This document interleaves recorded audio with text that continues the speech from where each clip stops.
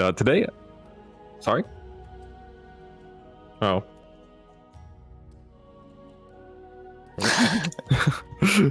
Hello, everyone. Welcome to the Soul Calibur EU online session, or Season 3 Last Chance Qualifier. I am Zubaz, and today I am joined by Dexus.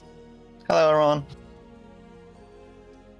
Dexus, you're normally in these things, but I guess you've already qualified since you did win the last one. Did you not? I'm not because I won the last one, but I did. I got enough points to qualify. Got enough point to qualify, so you don't need to be in it. So you're joining me on the mic today. Yeah. How's it going today, man?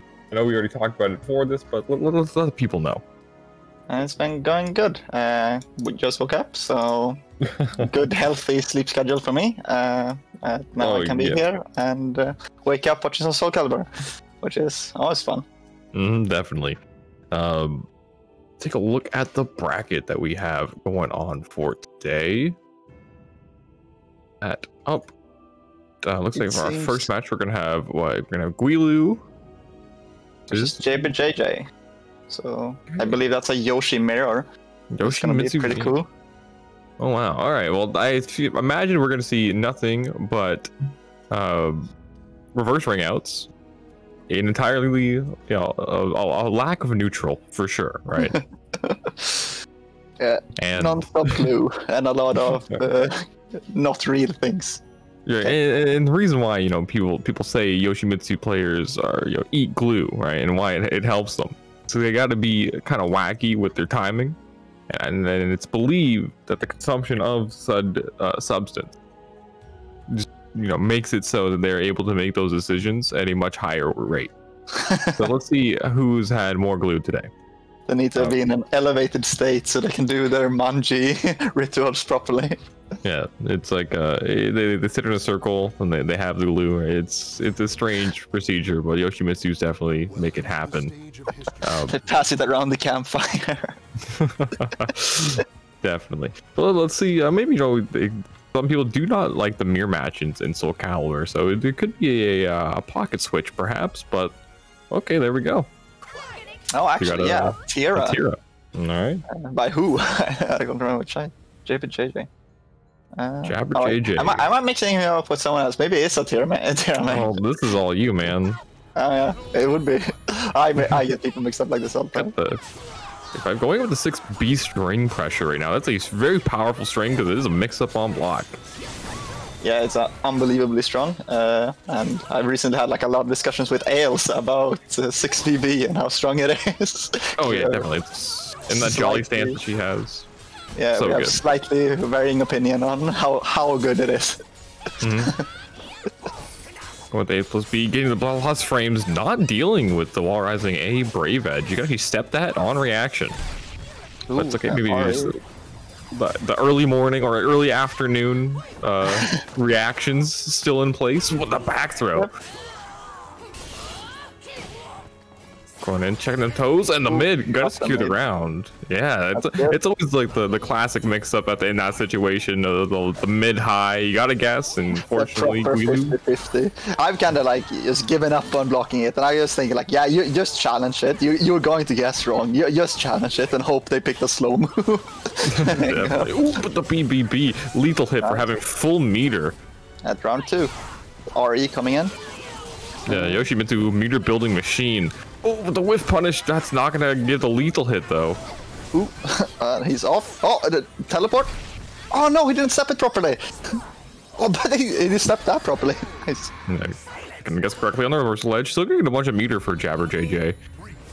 And Tira, her soul charge is alright, but that critical edge has so much range paired with that amazing backstep, be able to walk out of things that almost no other character can. Yeah, I think actually her meter usage is one of the best in the game because both her options are really good. I think her soul charge is amazing as well. It is, but Guilu not gonna give it to him at all. He's gonna guess right on getting all these technical combos down with the B slide A combo. Such a hard confirm to get, especially online. But yeah, there's that CE. Gonna get the stance transition as well. See up at the top left. There, count to 5. Once she gets up to, I think it's 8.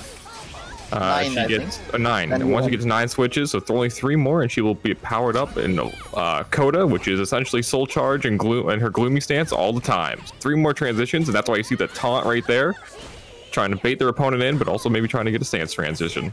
Oh no, he messed up. There we go. Only 2 more. Still can come back in this game. Not done yet. Oh, the stalker that I don't know the name of.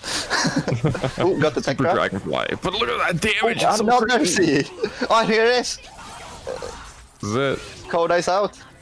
There you go. So it is. Oh, look at that untackable throw. You have to eat that at that point. And the heal off the throw as well, gonna even up the life bar. So strong. Oh no. Oh, this is exactly what you don't want to happen, Texas. This is the worst position against Tara. Or actually, she's not in Gloom, it's just not the worst. It could be. Not in it yet, but Guilu not gonna even try and give her the opportunity to get it. Gonna do as much damage as he can before that Gloomy Stance comes out. Yeah, I think that's the correct play here. Just go full aggro and try to pressure her so she can't do her switch. Okay, you got Soul Charge extension, keeping the string safe. Oh no, the launch. Yeah, characters, when they have in their Soul Charge, they get access to new strings and new moves. Oh, the assist. Oh wow, wow.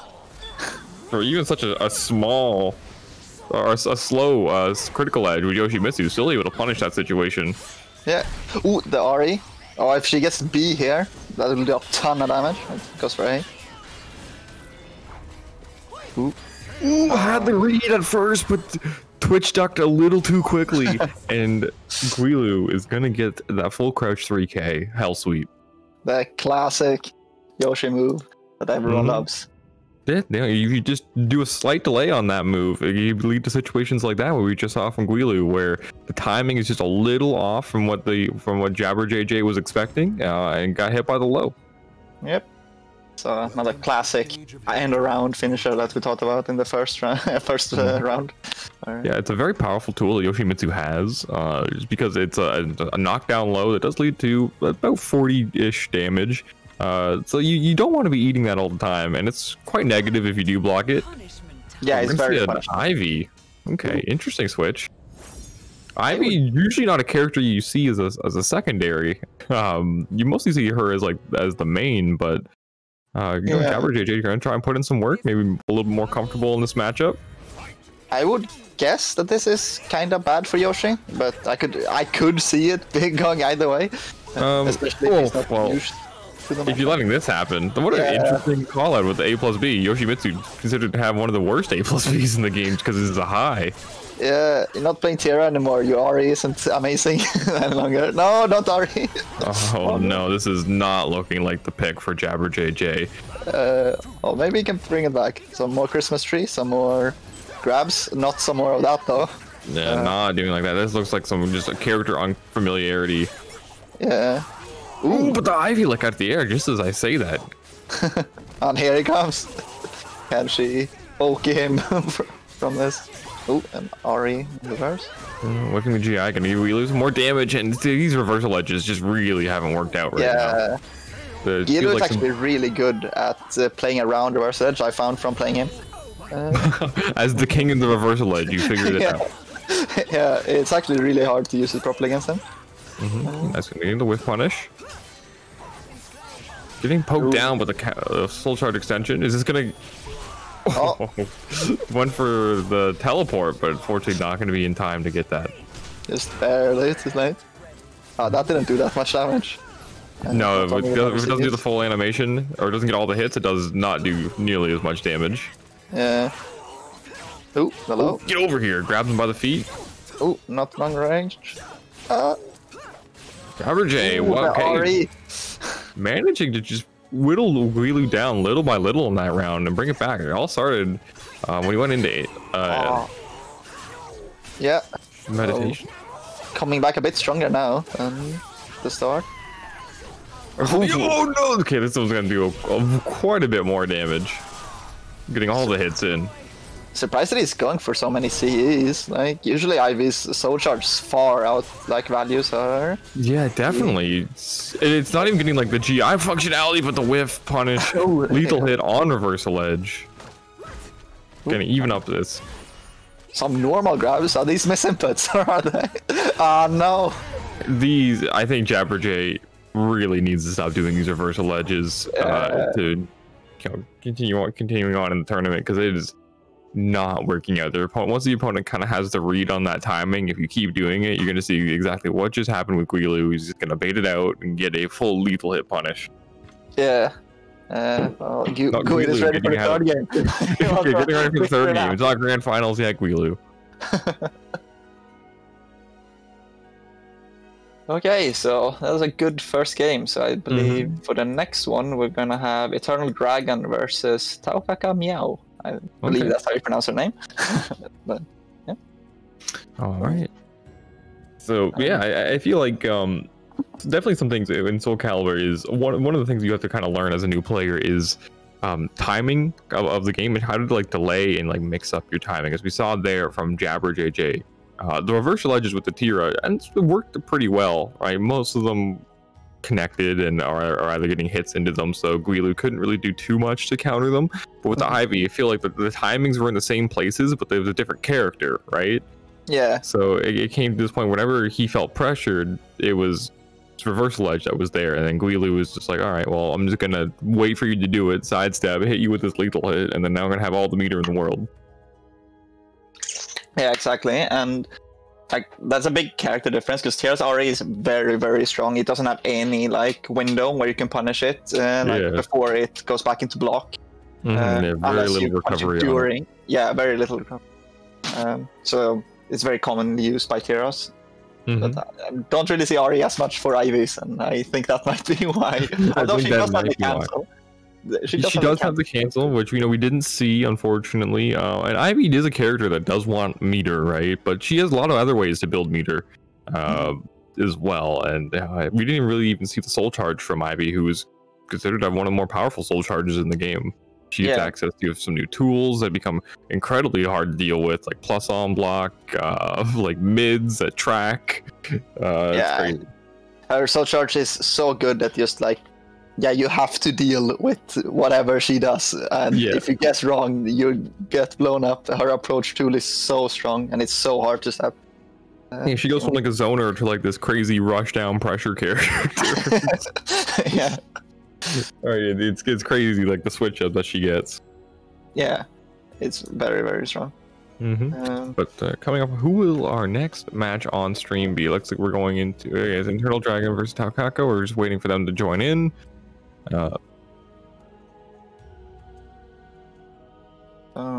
Seems to. Oh, we're doing a round 2 match. Sorry for the late one. We're just gonna get all figured out, but so gonna skip ahead to round 2, possibly, for which I would guess then is Algernon versus Solith.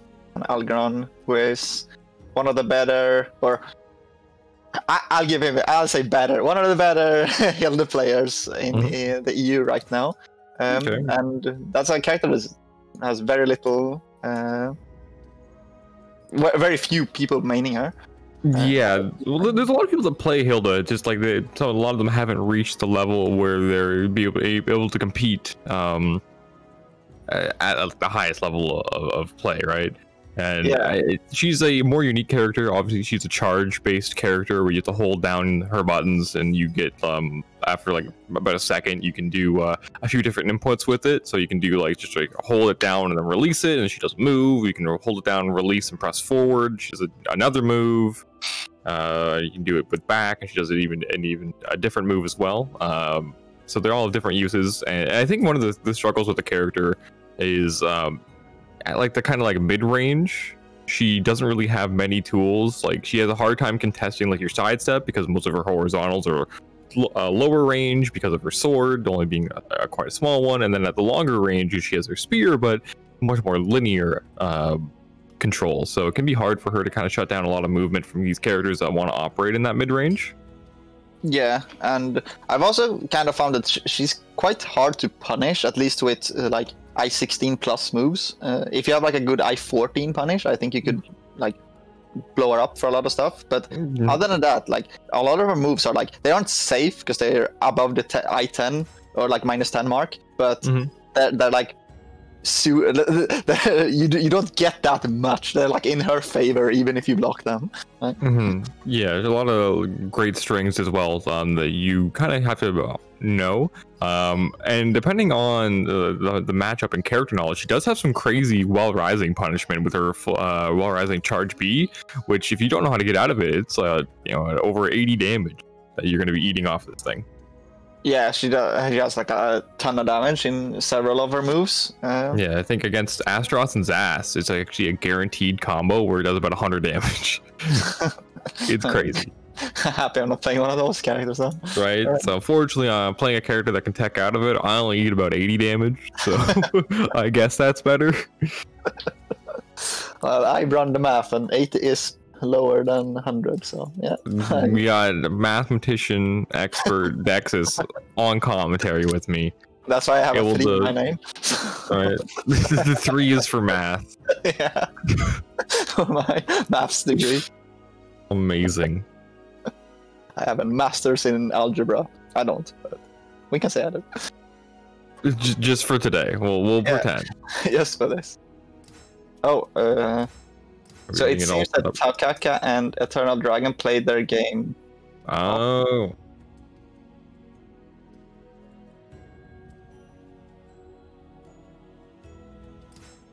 Oh, okay. So it seems the Eternal Dragon got disqualified due to not being eligible to participate in the LCQ. So Takaka Meow passed by default.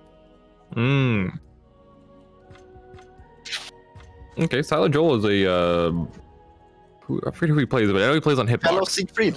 Fellow Siegfried. Okay, that's what I thought. Both of them. And so we'll see which one he pulls out.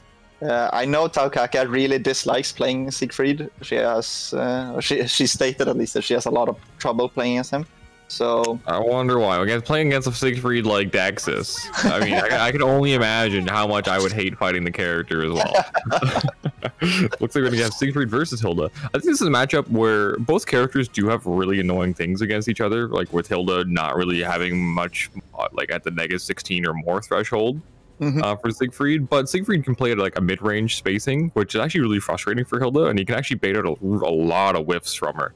It can be very frustrating. I think the hidden gem, or the hidden gem in this matchup is base hold. Actually, if you just go close and step a lot, the Hilda will usually get so frustrated that she can't use any of her spear attacks, and she will just keep smashing you with horizontals. So which you can base hold. Going up to 6A pressure, mixing up with the reverse side hold. Silent Joel doing his best Dexus impression right now. Yeah, he's just going in. I like it. Oh, there you go. Yeah. Counter hit 4A, right? Trying to press buttons. And Siegfried is a character that is a really good at like mixing up his timing with all his stances, being a stance-based character. But not gonna matter when he's teching into all these tech situations. And hey, I got a ring out of my own. Perfect ring out in reverse right after. No, on the other side of the stage in the other direction too. Very fitting. Yep. Right, Silent Joel going in immediately with the frame traps after that big break attack. It's +4 on block.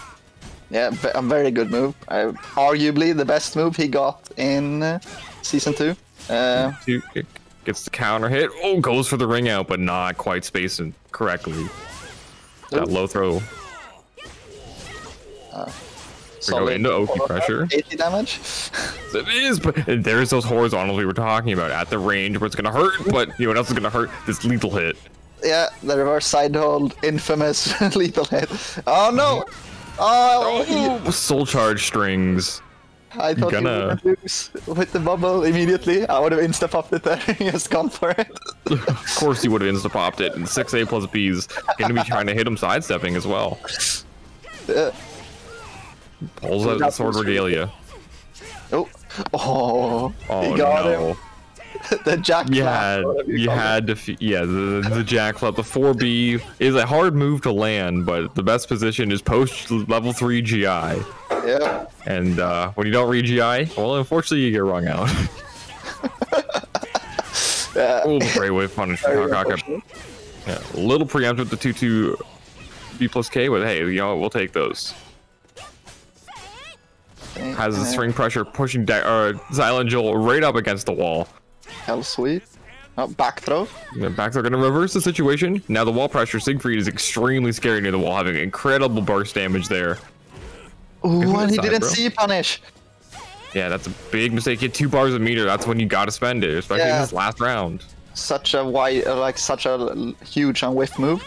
Yes, it is. Oh no! Silent Joel's got to be hating himself for not hitting that critical edge whiff punish. Siegfried, his soul charge, not considered to be one of the most threatening, but his critical edge is definitely one of the best whiff punishers in the entire game. Just having so much range, hefty damage, and you get half Dark Legacy for it. Yes, you do. Very good. Strings. So I'm actually like I've heard a lot of people say that they think Siegfried's soul charge is like really strong. I also kind of think it is like pretty good. It's not in the S tier, like Sophia tier soul charge, but it's like bad. But I don't think it does. It doesn't really change much, outside of like B6 being like a mix-up. Doesn't really change too much about the character. He kind of just gets like combo extensions and stuff, which is bad. But one of the best things, in my opinion, is just like getting like the pushback on like the explosion reset neutral is probably like one of the best parts about it. Oh, and just hanging out reverse side hold. These are not real mix-ups. You can mash on these so hard. The infamous. He didn't convert properly. You have to do the 6-6 KK, but it doesn't matter. Gonna bait out the GI. Amazing. Another really strong, I don't know, Dexter start, if you wanted to call it that. Takaka gonna finish the string there. Gonna get both regalias. This is Hilda gonna spend the first one. Ooh, that's -12 on side turn, so you can go for a side throw attempt. Oh, speaking of side throws, hey, there we go. Ooh. Oh, nice. Gonna spend the sword regalia again, having the wall pressure, forcing Silent Joel to, he presses a button, but no, you don't have the frames to press there. Hilda having a lot of plus frames on hit. I don't believe that like double hit string is a natural combo, right? You can block the No, it is not a natural combo. Yeah. But it is a mix-up. She has a high and or middle and a low. Oh, okay, I see. I don't really know too much of it. Oh, he's getting all of these reverse side hold A plus B. That's so much damage you're getting for free. Ducking every single time. 6A. Goes with the mix-up again. Oh, AJ, nice. Yeah, got the anti-air, but Takaka not out of this yet. Has great positioning up right near the wall. Full crouch, 3K. Ooh, beautiful jump. Nice. Yeah, the jumping kick can be it's a jumping low, right? So when he lands, he hits you with a low sweep, which can be really disorienting and hard to recognize a lot of the time. Yeah, I think that's a very underestimated move, even by myself. Huh? It is. And Silent Joel just going in with all this stance pressure. Takaka showing that matchup inexperience, not mashing when Silent Joel is going into that stance, but not gonna matter. It has this crazy Oki pressure with 6B plus K, the Mata. Didn't go in for the counter hit. Oh, for victory. Can he survive? Oh, went for the anti-air. We're not gonna get it, but Silent Joel mashing buttons again, gonna get counter hit by the 2A. Unfortunately, he went for Wild Rising A, which I believe is way too slow for that. I think if he went for either of the other options, he would have been fine. Maybe time trade working out in Takaka's favor, but again, the mashing from Silent Joel working out. Oh, nice twerp. Okay, there we go. We're gonna get the Spear Regalia. Keeping the plus frames, forcing the soul charge out of Silent Joel to reset the situation, but immediately he runs in. Oh, the hell sweep. Are we gonna send on low? Yep. Oh no. That pressure from Silent Joel, always getting caught pressing buttons on his wake up. Yep. And yeah, Takaka takes it. Good job. Applause for beating that was a fast 2-0. Wow. Adversary of Siegfried. Yeah, Silent Joel usually plays Cervantes, I believe, more than Siegfried. Okay. Well, I'm kind of surprised he didn't switch like midway through. Yeah, I think Silent Joel definitely went for an approach in that matchup that I would not recommend. It definitely didn't really do much mid-range spacing. A lot of it was reverse side hold pressure, which can work against some opponents, but when they start, kind of pressing their faster buttons and denying that pressure, you start getting these situations where you have to kind of start baiting out the whiffs, which Siegfried is more than capable of doing, especially against Hilda, where she has a hard time kind of contesting that mid-range, but we didn't really see too much of that. It was a lot of just mix-up pressure that we saw from Silent Joel. Yeah, definitely. Very aggressive. And I found that was really working still. So No, she has really strong buttons. It can be really hard to kind of do that against her. And having a really strong 2A, which leads into her amazing frame pressure. And once she gets the knockdown, she's going to put you into a blender that you kind of have to know how to deal with, and just accept that you're going to have to block some things. Yeah. Okay, we got another Hilda. Yeah, that's a high amount of Hilda for these few games. All right, it's like all the Hilda players in the world showed up for the LCQ. Right, we got 2B as well. Yep. A character that can be very frustrating to deal with. Lots of string pressure. Has her stance, AGS, which is like a dash forward, which is a mix-up stance. She's a lot of enters into that stance, and it can be very frustrating to deal with if you're not knowing which transition is plus, which transition you can press buttons against, and how to defend against 2B. But let's see. And a very degenerate soul charge to back up as well. So it is, and there's this string pressure going in again. Oh, there you go. Block. Punish a double hit. He goes for the punish, but down a -12. Yeah, I believe that's I-14 or BB. Yeah, BB not quite fast enough. Okay, gonna get the Aura Rush. Ooh, 1A, wide racing A. Ooh, just hitting him with a wide racing A. Yeah, I like the throw attempt, yeah. Ooh, there Ooh, nice block punish. Yeah, that is -16, actually. But usually having so much pushback, you can't do anything against it, but being the perfect move in that situation. Nice, going with the pressure again. Having great positioning right now. Goes with the whiff punish, but not quite spaced correctly. Oh, going with the break attack. With the GI, not too much of a punish. But both of these players going string heavy against each other, trying to mix each other up. But finally, we're going to get a disrespect. Gets lethal hit. Ooh, it didn't get the pickup, but hey, it's okay. Gonna be able to confirm it anyway. Up 2 rounds in game 1. I was actually even about to say that this game is like surprisingly neutral focused for EU play. Like they aren't really like they kind of just hitting into block with like smaller strings. Yeah, a lot of strings, a lot of counter hits, right? They're kind of like they're trading turns a lot, but when as soon as you start trading your turn in a predictable manner, that's where you're gonna start seeing the GI come through, like we just saw. Yep. Going with the mids block pressure, has to be careful. Like Gargate flashing yellow. So if looking to end the game with this soldier. Oh, I think this might be it. Yep. Oh no, it re-angled. I think if he did the gun, she might have gone out. Yeah, I'm not sure to get the full combo conversion off that situation. Oh, what happened? Regalia? That disrespect. You have like no life left? That's what you do? In someone's face. Oh, yes, I mean, hey. I guess it works out. You just have like this weird timing on something like that, and I guess it just works out, right? Well, Solid definitely wasn't expecting it. I mean, it looks like Algar went for like a tech trap, but I'm gonna stay on the ground, not gonna get hit by it. The hell sweep.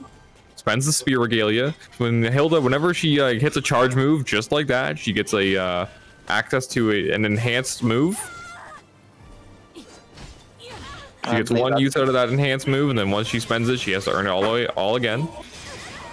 I like that some of her combos, you get the spear regalia midway through the combo. Like, so it's like some of her strings. Yeah, some of her strings give it as well. But in her soul charge, she can actually do a 214A or a 214B, and she'll do like this pray to the sword, pray to the spear, and just give herself the regalia. She praying to the sword and spear. Right, but unfortunately didn't pray hard enough. Yeah. Let's see if we can take it back in the coming 2 rounds, or possibly 2 rounds.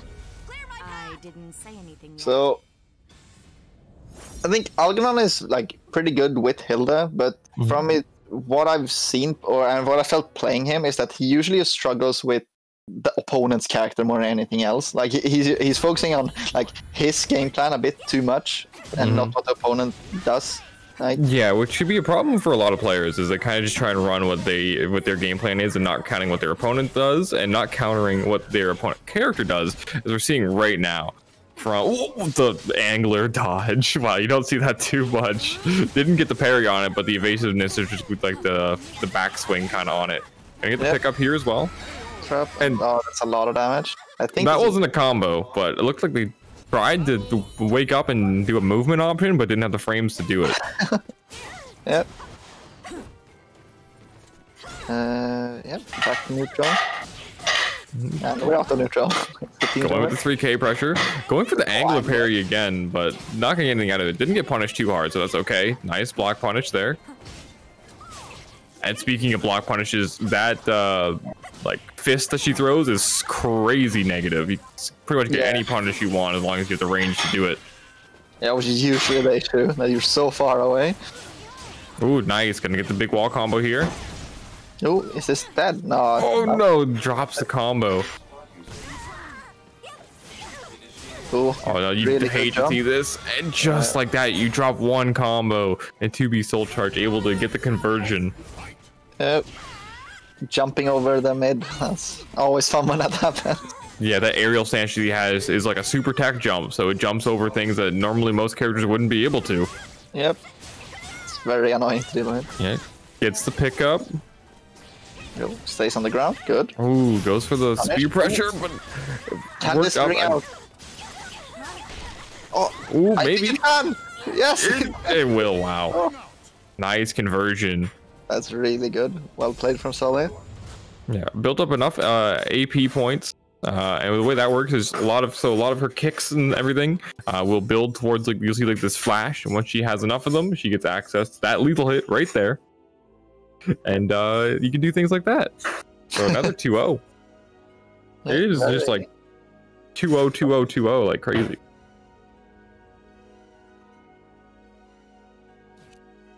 All right. So for our next game is Ganondorf versus Laciello. I don't know if you're supposed to pronounce his name like that, but we'll go with that for now. Laciello beat Baddie. Ganondorf beat Sekirei in their previous games.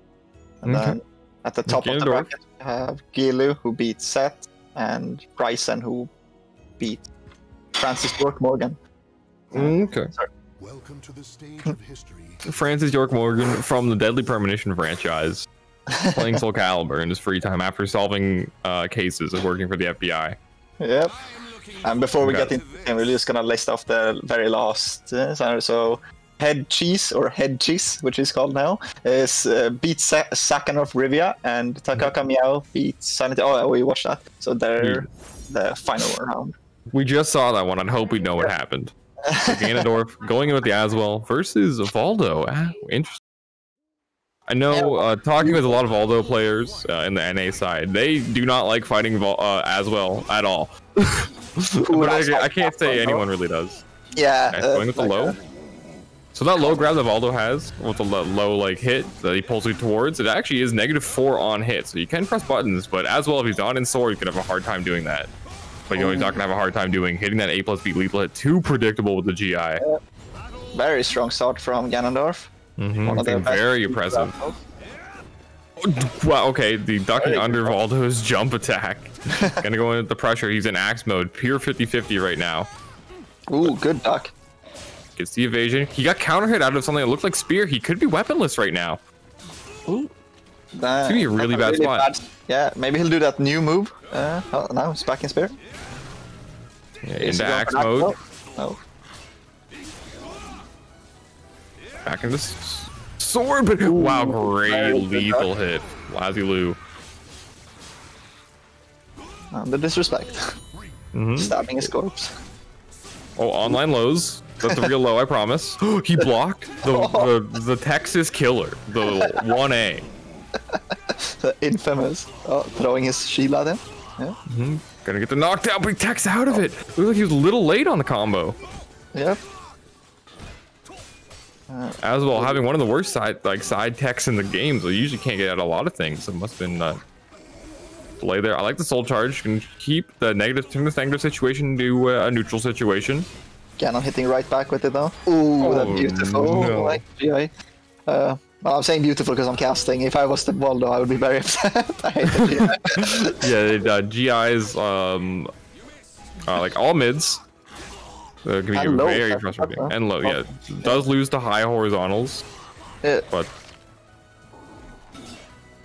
ooh, okay, goes for the mix-up pressure on the string there. Goes for the throw attempt. Not gonna get anything out of it. Oh, will we? No axe low. Oh, I guess Ganondorf is just applying the pressure right now, and that is a punish. Oh, well, that is supposed to be a punish unless you're late on it, because that is a negative 14 string. Yeah. Oh, and the low sweep, the scissors, hitting that. 1 frame late, gonna give Lazy Lou the opportunity to come back and bring that round back. I like these 9B or not 9A openers. It's a real low, I promise. But you know what is a real low? The Mantis. Yeah. Drop into combo. That's so unfortunate. Oh, it doesn't matter because that's his GI. Oh no! Oh, he's just running a train on him. Literally. He missed space. The A+B force block, but it's not gonna matter. Gets the low. Pops the soul charge again. Gonna get this +8 splat. Will we see the Beyblade? Oh no! He break attack through the GI. Yeah, and gets the mix up. Gonna be able to take the game. Lazy Glue showing, look, because I don't like it doesn't mean I can't beat it. Yep. It's very. To the stage of history retold. Yep. Alright. So Ganon going in with. You're gonna stick with the as well. Again. Yep. Now we're on Yoshi Island. But neither of the players are playing Yoshi, so. But this. Yeah, the reason why we call this one Yoshi's Island is because this stage is very short in the horizontal direction, very long in the other direction. But Yoshimitsu can get crazy ring outs, but you're not really gonna see that in this matchup. But going in with that pressure again into the stance mix-up. Oh, maybe we can see some bouldering outs. No, imagine bouldering outs. Yeah, one of all those biggest strengths is his Okizeme pressure. When he hits you on the ground, you kind of have to hold the mix-up that he's going to put you in. Oh, that string is safe on block as well. Trying to challenge with a button that's a little too slow. Another really good AGI. Oh, a good step. Good block, good punish, good everything. Very solid. Mixing him up. Yeah, gets the wall rising B as well. Also having incredibly strong Oki. Goes into axe mode. He's going to have access to probably the best low in the game. With his muscle buster. Too close though, and got punished for it. I think this is one of the stages where you can actually just get your weapon for free as well. Yes, you can. And having the farthest starting distance in the game, you're able to choose whichever weapon you want right at the start of the game. He just hesitated slightly, and he lost almost his entire HP bar for it. Just in the Oki that it came. Gonna pop soul charge, able to make a huge comeback potentially. Gets the parry. Oh, there it is again. Oh, but being a little too aggressive. The vertical gonna whiff. Yeah. Lazy Lou gonna tie it up and round. But just as we saw right there, able to get whatever weapon he wants. Goes into spear. Yep. A double 1A. Very classic asshole move. He is going with the stance pressure right now. Gonna knock him down. No, trying to press buttons against that 4K. That's gonna give him a launch. That is a really good launch. Oh, okay, went the wrong direction. Well, he's flying after all, so yeah. Hassel, where are you? Yeah, goes with the run-up throw, break attack. Pops soul charge, doesn't want to deal with the mix-up. Will we see the Voldo CE? That's pretty much every Voldo does. Oh, we will see the soul charge instead. Yeah, the soul charge forcing his stance change as well. Oh. But great call out on the axe low. Kept his composure in that stressful situation and gets the optimal block punish. Yep. No, Ganon going in. He doesn't want his weapon for free. He just wants to hit him. Nice. Gets the duck. Into the pressure. Gonna get the knockdown. Yep. Guesses wrong on the mix-up again. This is where Voldo is at his strongest. Gonna be pressuring him. Goes for the A+B force block, but doesn't get blocked at all. Oh, and he just lost, like, he's in guts from the first combo. He is not gonna be able to take it. Wow, Lazy Lou being very convincing with Voldo. I feel like Ganondorf, which just wasn't comfortable in a lot of these Oki situations. Yeah, it's a very tough matchup to. Right. If you don't know, if you don't know Voldo and the situations he's putting you in, it can be very frustrating. Definitely, having access to a really strong ground pressure. Once he hits that knockdown, once he gets that hit, able to go into that break attack, go into a stance mix up, and from there, if you're not guessing correctly, it's gonna be really hard for you. Yep, and they even made him in season 2. They made one of his biggest weaknesses, which was the reversal edge. Now he actually has a really good answer to that, which is RE safe. I can hit you out of the RE. So you can't even just rely on reverse edge anymore. Feels bad. No, you cannot. We're gonna have Guilu coming back around against Ryzen. Yep, Ryzen, who was the last EOS LCQ winner. Okay. So... Would you mind not using Yoshimitsu? Do you think Guilu will take it? Maybe I'll say back off. Would you mind not using 2B? And then they'll trade. So many 2Bs in Europe as well. I feel like it's an underplayed character on the NA side of please no blocking. Yeah, some good banter at the start, right? With punishes only.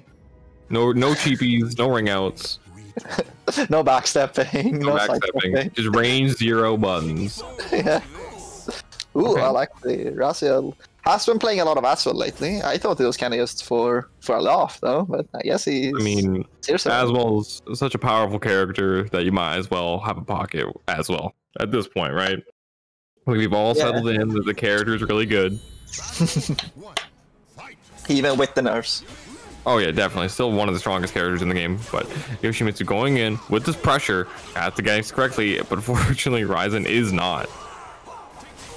Yep. Ooh, nice whip punish. Weapon arts. Ooh, lethal hit. You know, Guilu is doing exactly what Ryzen asked and not blocking. Or doing what he had asked and not blocking. Guilu like went in with like, oh, we're not blocking, and then Ryzen backstabbed him. But this wall pressure right now, Yoshimitsu has crazy strong wall pressure. Yeah, already in yellow. Yeah. Yeah, going with the stance mix-ups, delaying ever so slightly, baiting out the GI, and going to be able to turn it into a round with a victory. Yep. So Ryzen, you, unlike most Aswells, who I feel go more for the muscle buster in the 50-50 setup, he much prefers to just spam 3B into you and just expect you to eventually duck and get the lethal hit. No mix-up is sometimes the most powerful. Yeah, exactly. Yeah. It's a classic. Yeah, but you give Yoshimitsu one opportunity, and just look at that, gonna convert this into a guard break, gets the lethal hit. Can this kill? Nah, it's not gonna kill, but it's gonna build a lot of meter. Yep. Oh, Ari. Also one of the worst Aris in the game.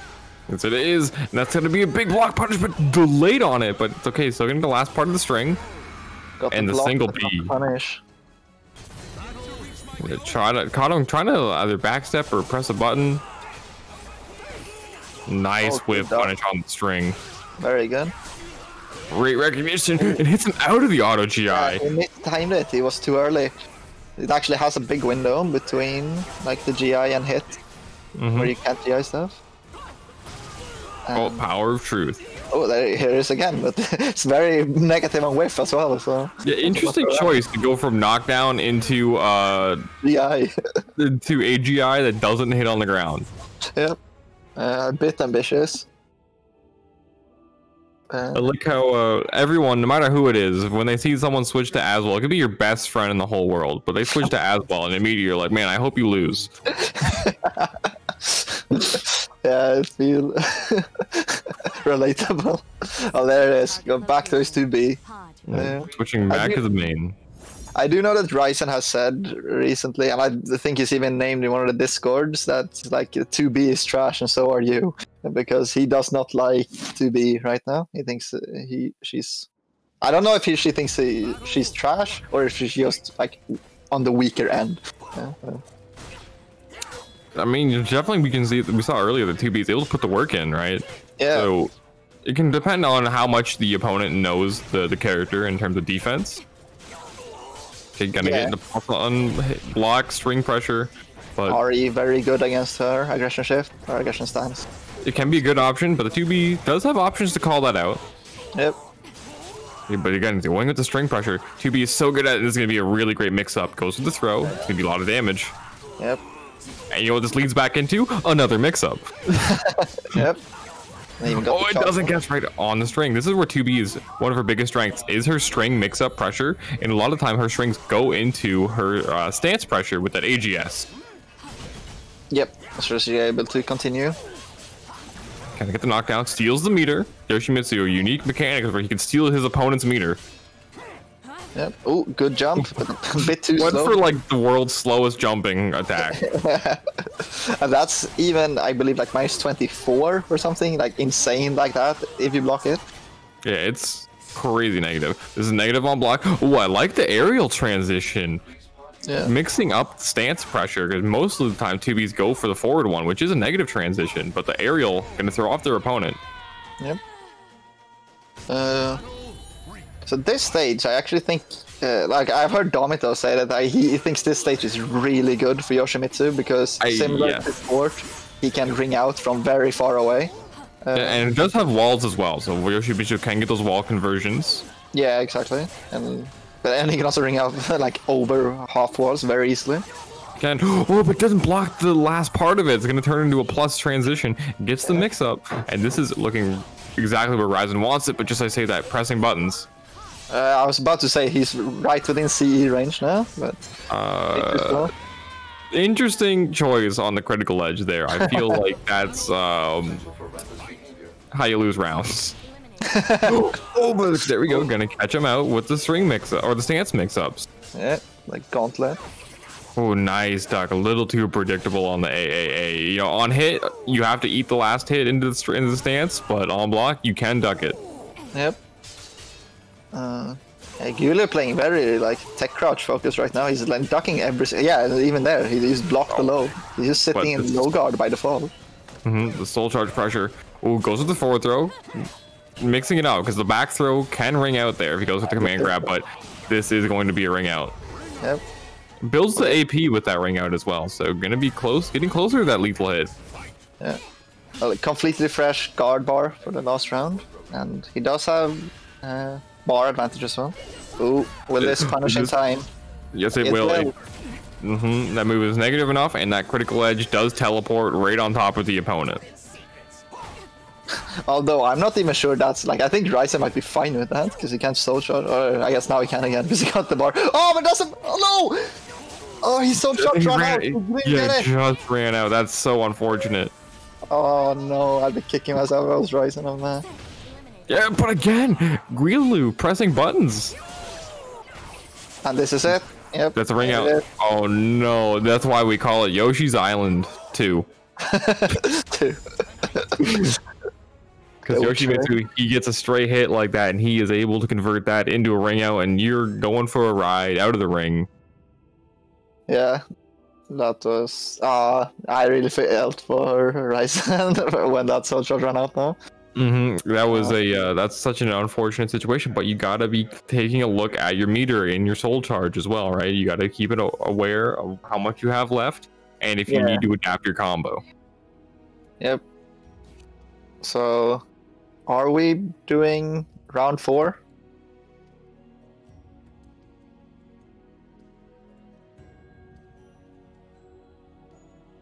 Okay.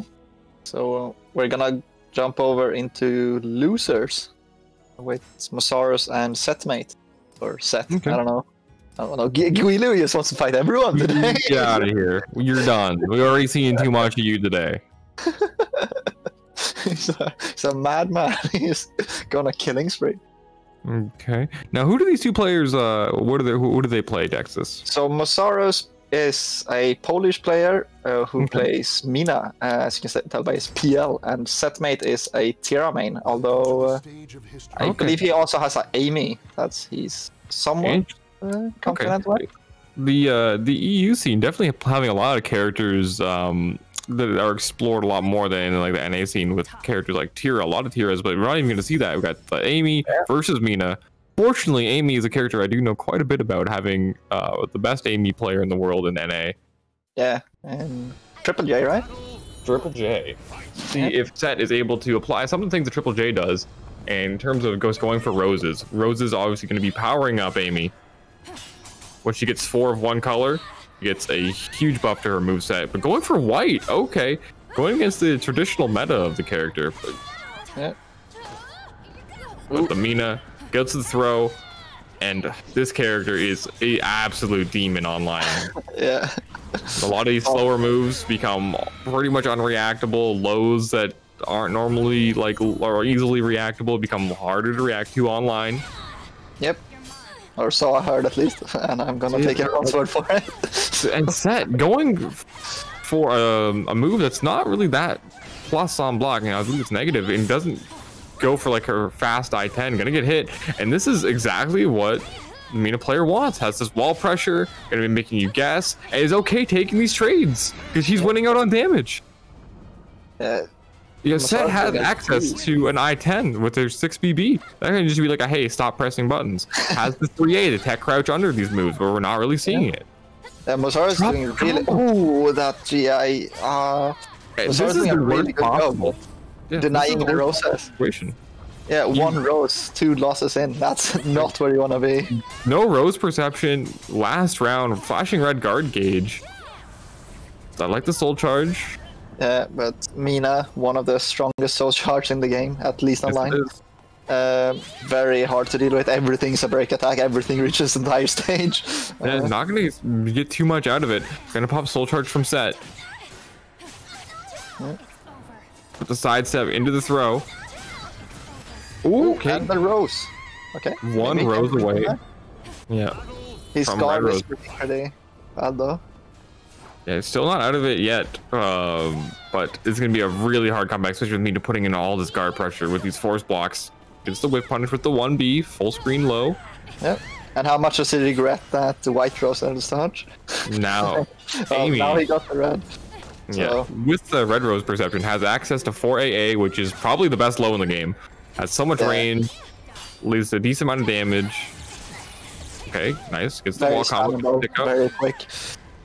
And that extension there, once she has red rose perception, she gets access to those combo extensions at the end, doing even more damage. Oh, sealing it. Oh no! Oh, wow. No punish. Yeah, Mazara's just panic. Oh, and the taunt. Wow. The disrespect into the throw, and why did you taunt? Why did you taunt? On the ground. You had the opportunity to punish. You taunted. Oh no. Welcome to the stage of history. Oh, that was unfortunate. I'm gonna guess that was a missed input. I would hope so. I would hope it was, but wow. Going with Hero, which is the character he's most known for. And I gonna guess that he's a bit more comfortable with in this matchup. He's probably played this specific matchup a bit more than Amy and Mina. Because he recently picked up Amy, I believe. Amy's definitely a strong character, but it does take some time to kind of, get the most out of her. Oh, nice wall rising B punish. Gonna lead this into the force block, and that does so much guard damage. Tira very good at playing keep out with her taunt and mood change play, but Mina doesn't really have problem like poking you from across the stage. Oh, what a jump! Great call, gonna get the damage, even get the life bar, but unfortunately going for it again and gonna get hit out of the air. Alright, 6 BB. Yeah, that's yeah, it's a very hard move to deal with. It tracks like crazy, mix up on block, and it's just a great pressure tool from Tira and Jolly. Yeah, and safe even if you block it properly. Trying to press buttons on Oki, you gotta get counter hit. Yeah, can't be doing that. Tom, can he get the lethal hit there now? There's the mini game at the start of every gloomy round. Oh, no lethal hit. So gloomy, access to 3A, probably like one of the best moves in the game's period. Like, gonna have these string extensions in soul charge. It just goes for it over and over again. Whatever, you just gotta keep getting hit by it. All right, I got you. Don't worry. Okay, and the string again. Just keeping it very solid. That was a very dominant round from Set. Yeah. Yeah, as I said, looking way more comfortable, like in this. Oh, that jump! I respect it though, man. Doesn't get the whip punish, but it's okay. But you know what? He is gonna get the punish on that GI. Oh no, he didn't get the punish. He got the block. -22, and he's going out the map for it. Wow, great conversion from Set. This Tira pick definitely has the confidence, right? Yeah. Of being the character that you play the most and able to just turn it all the way around. Yeah, very noticeable switch here. Welcome to the stage. And Mina, who usually really likes the ring out stage, but Yeah, she had her ring outs nerfed in season 2, but they're still really, really strong. Not Yeah. quite as much distance she can cover, but still having a lot that she can go still more than a majority of the cast. Exactly. Just slightly less. Right. Able to convert in a lot of situations, especially if she has meter. Yes. Oh wow, the 4-4B, the Jason special. Yeah. Oh, here we go. This is the Mina play we wanna see. It is, but able to guess correctly. On OP. Yep. Mina now one of the strongest OP characters, if not the strongest OP character in the game right now. They're definitely very strong with the GI. Gonna cut the call out. Oh no, you saw the RE. And... Yeah, it's one of those situations where you were just so confident in the button press that you just went for it anyway, and this is gonna be a lot of damage. Cost him. Oh no, it didn't wall splat. Oh, it would have cost him the round otherwise. It would have, yeah, went for the wall splat. Not gonna matter. The 2-2B gonna be able to secure it. That's a sidestep launcher, very hard to punish. Yeah, and that lethal hit giving Mina 2 bars. And Yes, it is. after a win, that's really painful to play against. Yes, it is. Goes for the knockdown, doesn't go for the tech trap. Oh, wow. What a call. Wow. It is. Goes for the AGI, gonna get the run up throw. Ooh, surfing on him. Yeah. Oh, is this gonna get GI? Oh no. Oh. Hey, alright. Oh, it's because a counter hit. Or it might even have been a back turn hit. You think it was back turn and counter hit, so it's gonna get extra damage just because of that, able to take it with the damage bonuses. Interesting choice with a random critical edge. I would not have done that, but hey, look where we are. We've seen a longer round of critical edges today. Ooh, and the RNG not in Set's favor, not gonna get the mood switch, but there we go. We're gonna get the mood switch off the critical edge. Yep. And I wonder if Set will try to play it a bit more like compact now, because he does not want to get wrung out now, so he has to play very careful as soon as they close to any edge.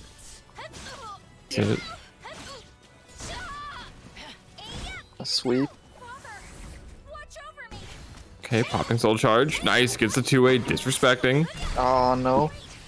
The throw, gonna give it guaranteed reversal situation, but great call out.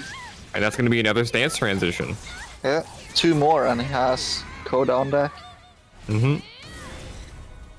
Which, realistically, if he wins this next round, he'll probably be able to get that. Yeah, definitely. You're pretty much guaranteed 2 mood switches at this point. Yeah. Ooh, unless you just keep getting hit, right? Yeah. In which case, I'm wrong. There we go. You get guaranteed 1 for hitting yellow life. Oh no, he canceled it. You're open though. Oh no, too predictable to throw, and gonna try and mash buttons on hit. Fortunately, you're gonna have enough frames to get that 2K counter hit. That is it for Set. Since this was a loser round game, he's out of the tournament. Mosaros will go on to fight Taokaka in losers round 4.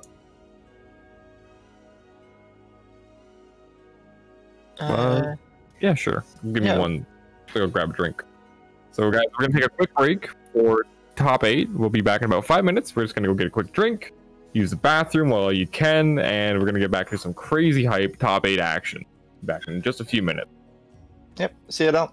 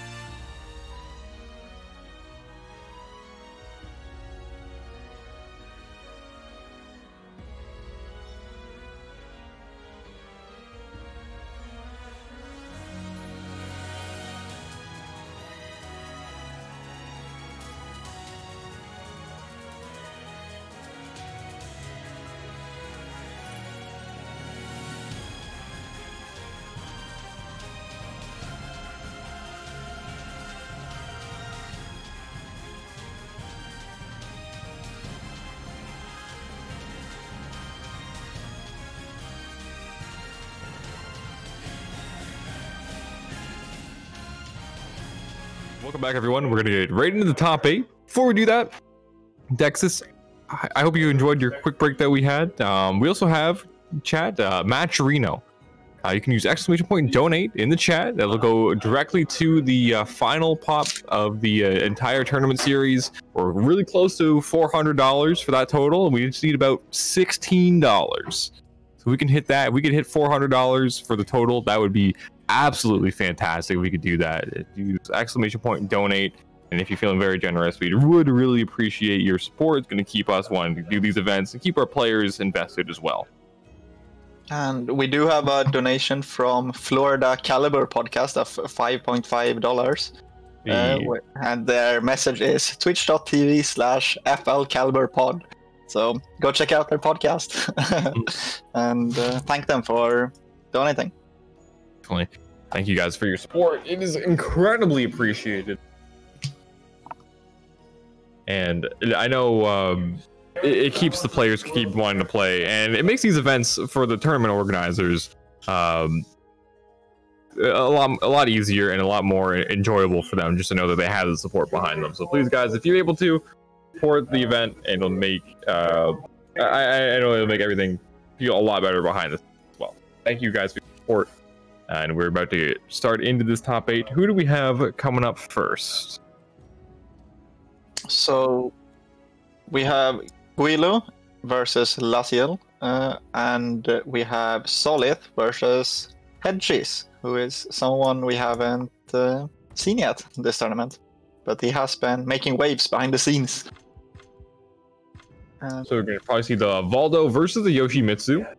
Both of them are pretty heavy mix-up characters, but they apply it differently. Yoshimitsu has the ability to kind of do it neutral with his full couch 3K, like low sweep, as where Valdo relies a lot more on kind of getting the hit first and then putting you into a knockdown, and then he starts making you guess with his big plus frames, like with his A+B into like his Mantis pressure. Yeah, I would say Valdo might be a bit more like annoying when he actually gets going, but Yoshi's neutral, I think, is better than Valdo's. And he can kind of like pick and choose when he goes.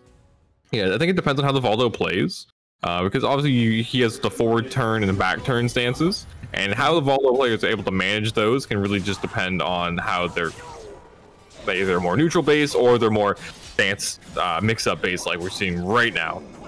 Yep. Guilu going in, fumbling away. But this is pressure near the wall. Next to the wall against Yoshi is never fun because of that. Yeah, the avoiding the puddle, gonna get into a big wall combo. Is this gonna die? Yeah. Wow. 16 hits. Yoshimitsu is some of the best wall conversion in Soul Calibur. You have to get off so many hits. Nice block on the mix-up. Trading blows, gonna be in Lazy favor. Yeah, Lazy had like a good start, but then he kind of just got next to the wall and then he can go very well. But this game is going way better, although now it might happen again. It is doing so much damage. Pops a soul charge, forces him into a stance change. Ooh, big whiff there. Oh, and lethal hit. This should be it, I believe. Yeah, that definitely should be it. Yeah, gets a full charge extension, and there we go. Enough damage to take. Now we didn't see the Valdo lethal hit in forward turn. Now has the 666B, which is a hard input, but that can be something to keep in mind for Guilu. Maybe a little bit more confident in throwing some of these buttons out. Not going to be too scared of the whip punish. Yep. Oh wow, but the GI trying to get in that pressure, but Valdo, no, that's not how you're gonna have to deal with that. Yep. Guilu's soul shot of his own. One of the few Yoshis I actually see soul shots very consistently and just going nuts on the opponent with his helicopter mix-up. It is. Ooh, tried to go for the Quake, but not quite in range. Okay, interesting. Goes for a mix-up off that with the 4K. That was okay. They went off axis. He didn't actually hit him on counter hit when he thought it would have. All right, interesting. Well, he got robbed there instead, so that's fun. Oh, but the auto GI, gonna hit him right in the face. Yeah. Going to the puddle again, going with the block pressure, but has to be careful. His guard is flashing red. Yep. Which is kind of rare. I would guess it would be guard damage in the other direction going in this matchup. Yeah, well, Valdo can put a lot more than you'd think, right? With a lot of this Oki pressure, he's forcing you to block a lot of moves, especially like break attacks. So it does build up over time. Yeah. Oh, the anti-air, but unfortunately not able to convert. But okay, gonna make the most of it. Goes for the mix-up. Gonna get the knockdown. Into more pressure. As we are. Space Voldo is sending Guile to the moon every 3 seconds. Yeah, Guilu showing that he's not too confident in these mix-ups as he's getting put in. Yeah, this matchup is like I think pretty much for every player in Soul Calibur probably the least played matchup. Voldo is a very rare character to see, and few people lab him. Well, the thing with Voldo as well is he's a very he has a lot of depth to his character, so Voldo players can also play very differently, right? So I'm fortunate enough to practice the Voldo player quite consistently with Anton, and he plays very different than Lazy Lou. So it can be a thing where like the Voldo player could just play a totally different style if you have one to practice with. Yeah, definitely. I even seen Boom play him a bit, right? Like Boom used to, does have a Voldo. He doesn't really play him too much anymore, but it's okay. Gonna go in whiffing. Gets the load, neutral on hit. And got the full curse 3k. Oh, off access. Nice mash, yes. Aware that or maybe not aware, but taking advantage of the -4 on hit low. Can he ring out? Yeah, he can. Oh, wow, great conversion. And just like that. Ironic that Yoshimitsu is being rung out. Yep. Right. After he's terrorized us all for over a year. Yep. Wow, like gets the throw. Yeah, Guile just doesn't have any room to breathe here. He's being under attack constantly. Wasn't back turn, but kind of just instantly got out of it. Didn't really want to deal with that situation. Obviously, Valdo having the ability to transition around to which stance he's in very fluidly. In the low, you hate to see it. Slides in.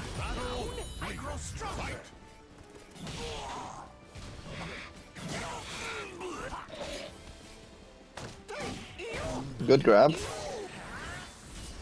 Going immediately for the sword charge.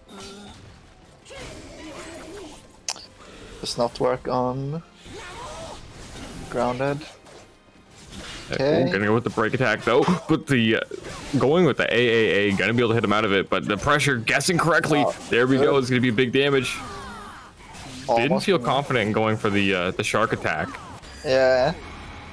Well, he got the ring out anyways. Or not the ring out, got the round. Yeah. So. Ooh, nice counter hit. Get over here. Or for the tech trap, looks like. Not gonna get anything out of it. Into the pressure. Yeah, A plus B. Taking those plus frames and didn't go into stance that time. Goes for the throw instead. Great mix up from Lazy Lou. Soul charge back. Try and finish this. Probably gonna see a soul charge from Guile here. Yep. We are. Oh, going for that new lethal hit. There, oh, anti-airs with the 5k. The GI not going to be in time, and Guilu is trying to make a huge comeback in this round with the soul charge. Living on a pixel, but yeah, the 9k. See, he got 9k'd one too many times, and he just went for the vertical. Yeah, I like it there. Trying to just not deal with that at all, and Guilu going to be going down into the losers bracket outside of top 8, but we'll see him later on. Yep. So next we'll have Solif will be making his way back here against Head Cheese, probably one of the front runners for me at least, for one of the winners of the tournaments. Head Cheese, very strong player. Who does Head Cheese play again? He plays Cervantes. He's an absolute terror to play against. Cervantes definitely got a lot of buffs into season 2. Yep. Very strong character. Soul Charge got some big improvements with things like A6B, has the flash IGDR with the 236B, and just damage all the way around, just being incredible for Cervantes. Yeah. Right? Then you shot move as well. The 3B plus K, great whip punish. Yeah. And one thing with Cervantes is he does have off his forward throw against most characters in the game a force block between 1B and 3B plus K.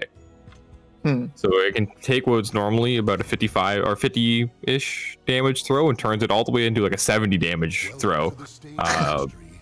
Because of that. And you can't even use tech forward because his back throw is even better because then he gets a guaranteed like. Well, you can't. Yeah, you have to. And there's a few characters in the game. I think some of the smaller ones can get out of the of that situation. But I believe 2B is not one of those characters. So let's see if Head Cheese knows the tech. We're going to be able to apply that extra bit of pressure and get that mix-up opportunity. So Head Cheese actually got knocked out by a 2B. I don't think it was Solid, but it might have been Ryzen actually. Last last season. And so he doesn't seem to enjoy playing 2B anymore from talking to him after. Cervantes is one of the few characters that can actually counter 2B's aerial stance very consistently with the 8A plus B, like the up gun shot. Oh, yeah, right. Right out of the air, and he actually get a combo conversion off of it. But I'm going to get the back there and hit, lethal hit, building all that meter to get that soul charge early. Ooh, Dread Compass, whatever it's called, the specific grab. Yeah, that command grab only gives plus frames, but near the wall does give a wall combo.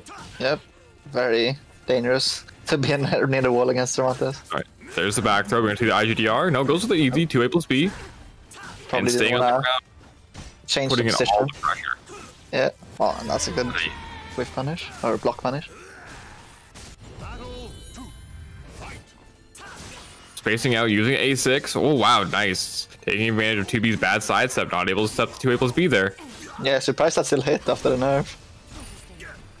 Oh, the wall pressure. The wall combo. Just kidding, it's 2B. Those don't exist.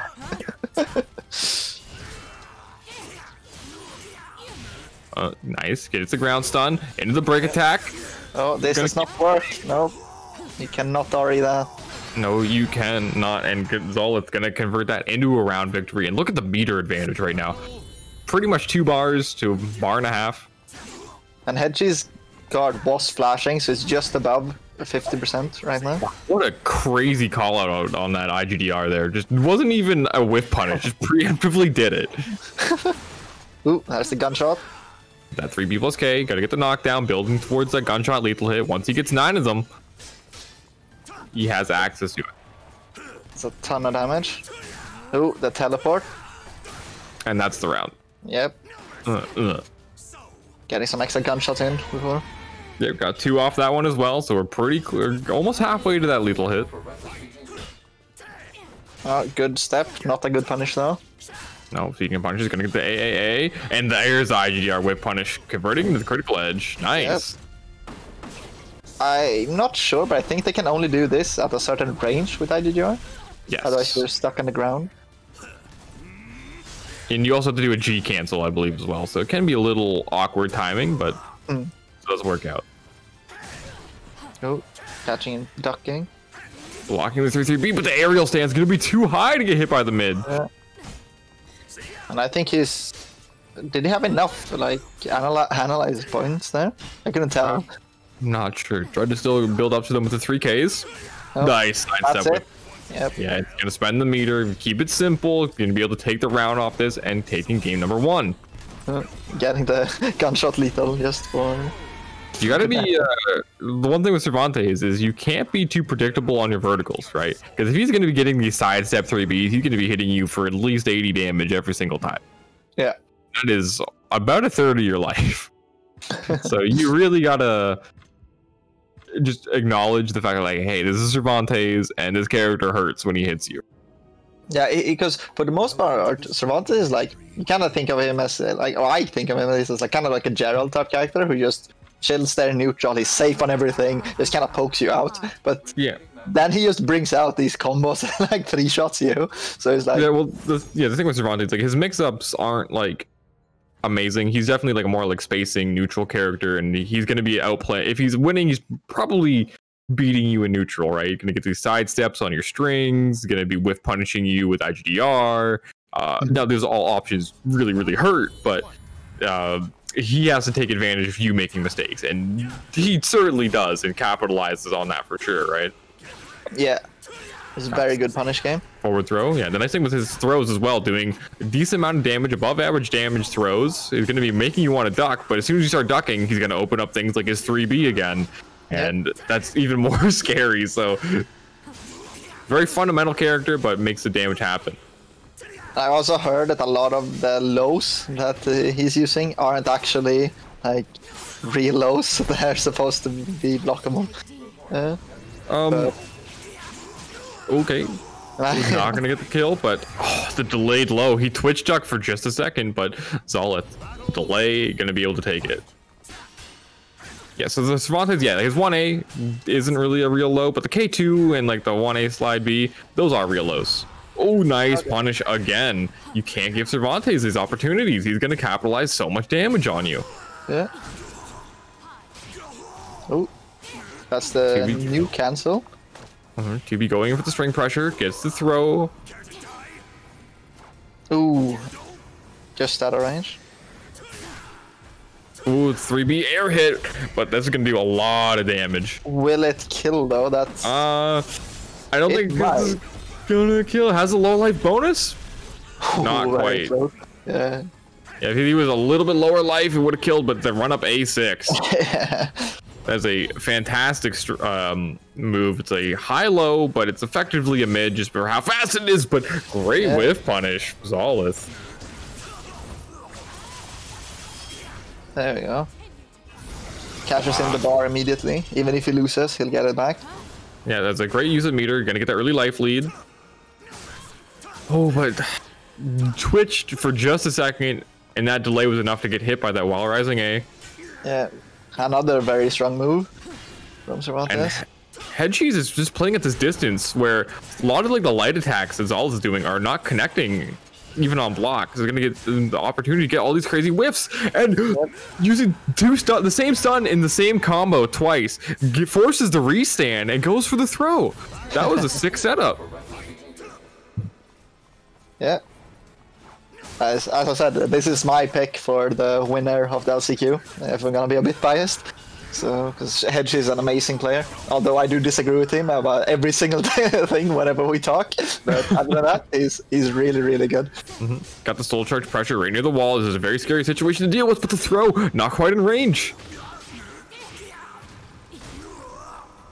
So, can Solid bring it back? Oh, the whiff punish. Yeah, gonna build towards these gunshots as well. Yep. Whole lot of damage, has a life lead. Now the knockdown situation doesn't really give any pressure, too far away. You're just backing away. Right. Oh, okay, he didn't didn't press.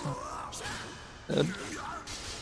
This is a situation we gotta eat the mix with the reversal RE. Wow. when he needed it most. Wow, brings the reversal edge in and able to take it. Yep.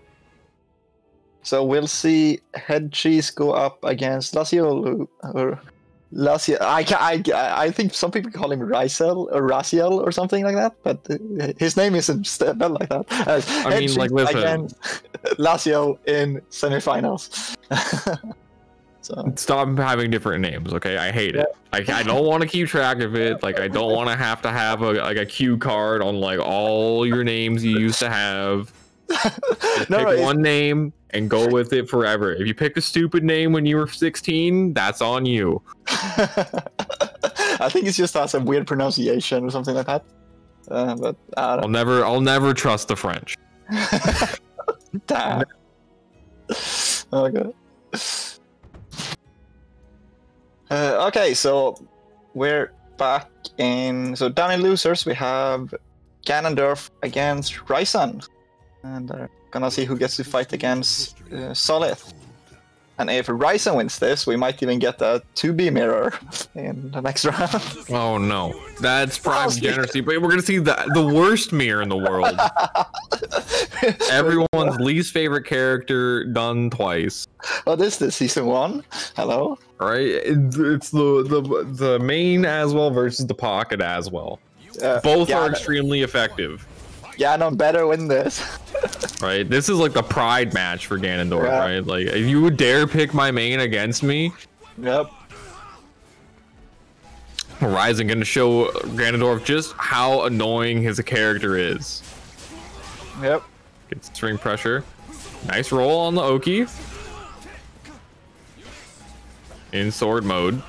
Ooh. And wow, you guessed wrong on the string. Feels bad. Oh, you got hung up by a 1A. I didn't realize that Texas was also in Europe. Texas is everywhere, okay?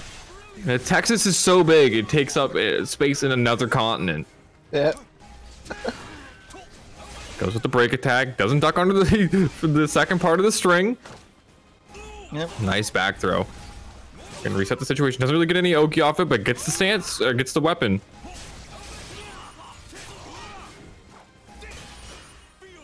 Pop soul charge, I like it. Gonna reset the neutral situation. Gets the plus frames, but decides to back up with it instead. Oh, there comes the Beyblade. Yeah, gets the combo. Ooh, went for the ring out again. Forward throw. Yeah. Ooh, the delay on the axe low from Ganondorf. Caught him right as he was standing back up. So you can catching your opponent. The counter hit from Ryzen just disrespects the Oki. And Ganondorf, are you gonna let this man pick your main against you and beat you? No. No, he says, I'm gonna pick out the 1As. They're gonna bring out the spear and stab him across the stage. Yeah, real low, Smile. The random sword in neutral. Oh. Ooh, he sees. Ooh. Oh, the break attack cancel into the low. Yeah. That is a situation where that can be actually like a real low. Because you're kind of focusing on the break attack and not getting hit by that. Especially if you were already committing to the step. Yeah, that's one of those like mental frame mix-ups. Okay, nice. Gonna get the confirm. Into the sword art. Mix-up time. Oh. Range. Oh, nice jump A. That's a great way to get a new weapon out as well for Aswell. His jump moves don't have any extra delay on them, as where normally if he tries to raw switch weapons, there will be a delay. Oh, I didn't actually know that. That's good. That's why they don't pay me. We went for the 1A again. Hey, it works. Smile. Into the axe low. Both of them put up. They went for the. No. He was in the air for like a solid 3 seconds. That's great. Well, so Ganon brought it out back from the brink. Right, he gets them with the cheeky 8A plus B.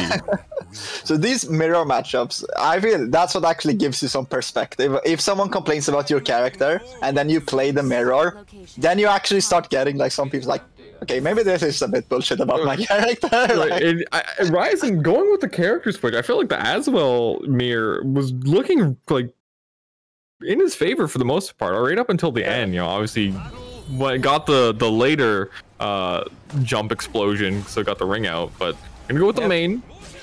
Yep. Let's see if Ganon is a bit more comfortable. Because maybe he just doesn't play that many. He got the read on the axe flow, but unfortunately it was off axis because the axe flow moves forward. Yep. Nice. Gets the interrupt. Ooh. Oh. You hate to see it happen. So much damage into the Oki blender. And you can't press buttons after that. You kind of just have to hold the mix up there if he goes for 6-6B.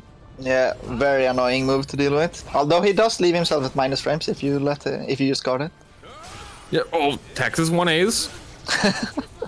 Oh, Ari up its own. Oh, ooh, and the delay on the A plus B. Ooh. Nice parry. Doesn't get anything out of it, but still a great answer to the situation. Ooh, went for it again when unfortunately too early. And this is the blender that you hate to be in. But 2B says, I got a blender of my own. Hold this mix up. Gonna pop the soul charge. Reset neutral.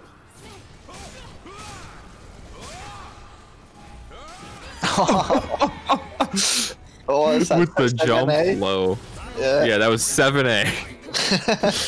And that's one of those mental frame mix-ups, right? Where you're just like, what move is he doing, right? Let's be real. Ryzen was like, I've never seen that move before. What the hell? He just hit me. Yeah, nice. Gets the throw reset. Gonna hit him into the AGS pressure. Picks him up off the ground. Don't be rolling. Yeah. Oh. Duck. This ring pressure, but the axe low. It's just gonna wall flat. This could be. Oh no! This is it. He's done. Wow, just like that, you just get the perfect spacing on the axe low near the wall. And on this stage, you're able to convert it to the ring out, and Ganondorf can take it 2-0. Damn. And Ryzen came out swinging on that as well, but he just couldn't finish it. Damn. That's... You know, I'd almost say good job, Ganondorf, but then he plays as well. I wish I'm kidding. Good stuff to Ganondorf taking advantage of the situation. Getting the conversion into the ring.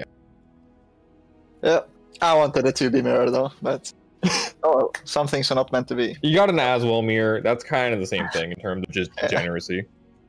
Yeah, I guess you can only have so much on one stream. So next is Takaka versus Masaros.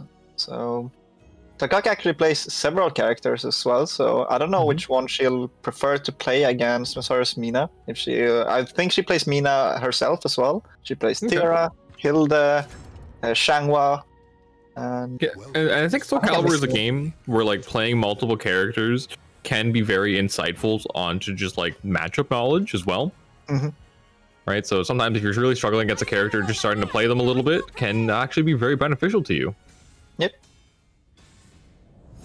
So goes with the Hilda on the desert stage.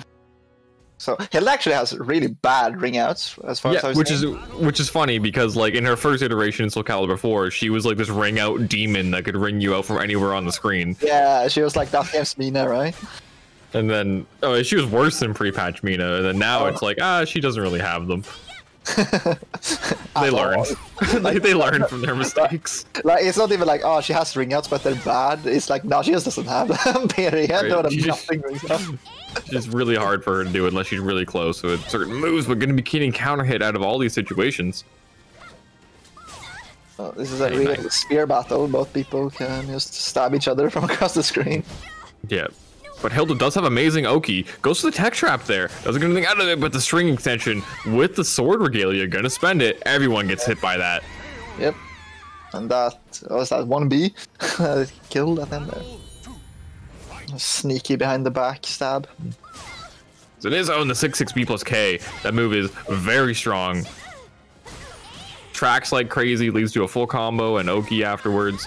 But there we go. Gonna get the pick up. Oh, it just hits, mashes straight out. Yeah, nice disrespect from Takaka. Yeah. But this is gonna be. Is this gonna convert to a ring out? I think no. Oh, not quite. But real low smile. Yeah, that's actually one of those that you should be able to block. I kind of think if you're on a good connection, you should still be able to block that move because it's still quite slow.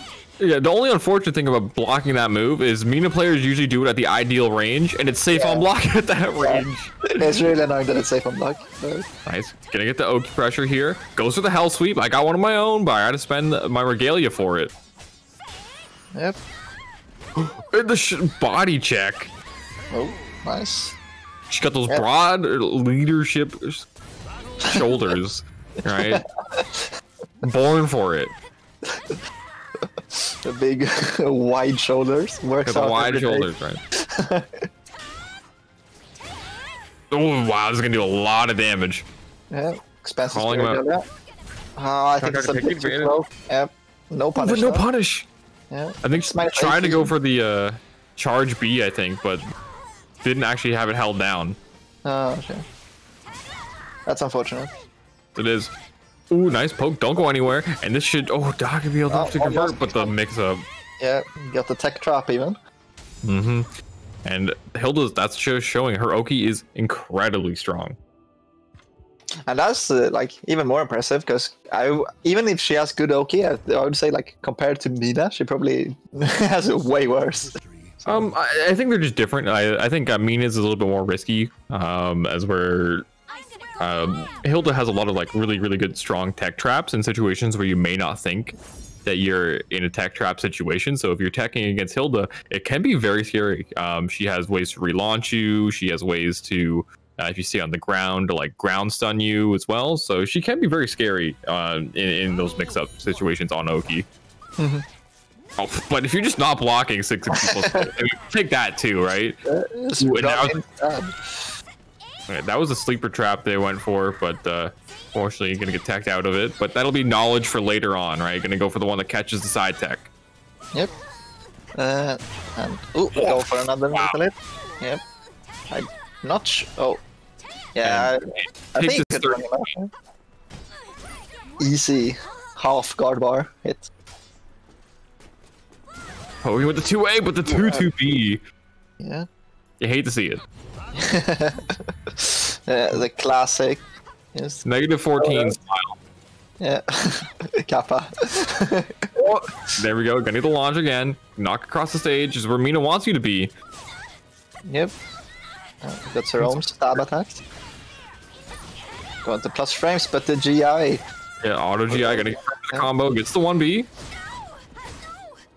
There's a tech trap. And again, not blocking the full string. Yeah. It's really hard to like actually like. Yeah, and if you do block it, it's only negative 12. Yeah. I can assume the first time I saw that, I was like, oh, that move must be like very minus on hit, like probably minus 18 or something, but nope, 12. Okay. She is side turn though, so you can go for a side throw attempt.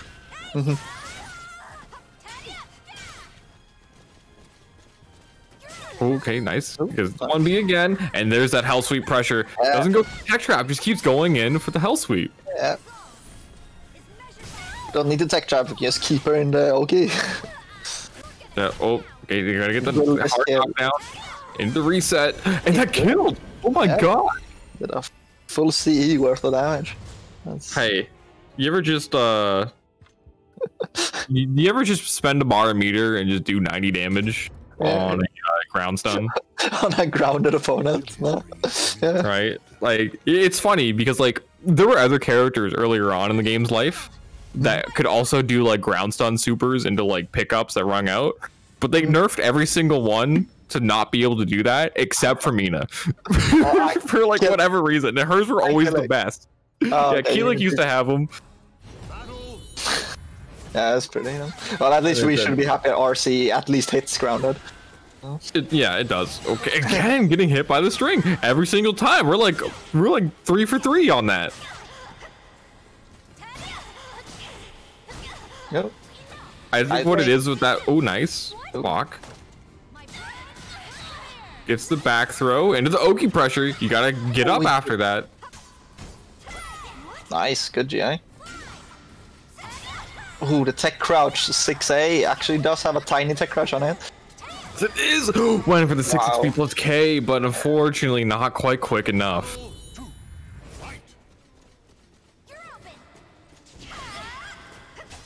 It's the plus frames, keeping the plus frames again. Now, Taukaka has conditioned the opponent to, like, a lot of times just kind of stand block with all the mids they've been doing. So let's see if they take advantage of that with some throw pressure as well. But not gonna matter, we're getting wall comboed like crazy. That was a lot of damage. They kind of is trading hell sweeps right now. Gonna get the ground hit. Run up and the stare down the block. That's a perfect opportunity to throw. If Ender's J was here, he'd be like, throw!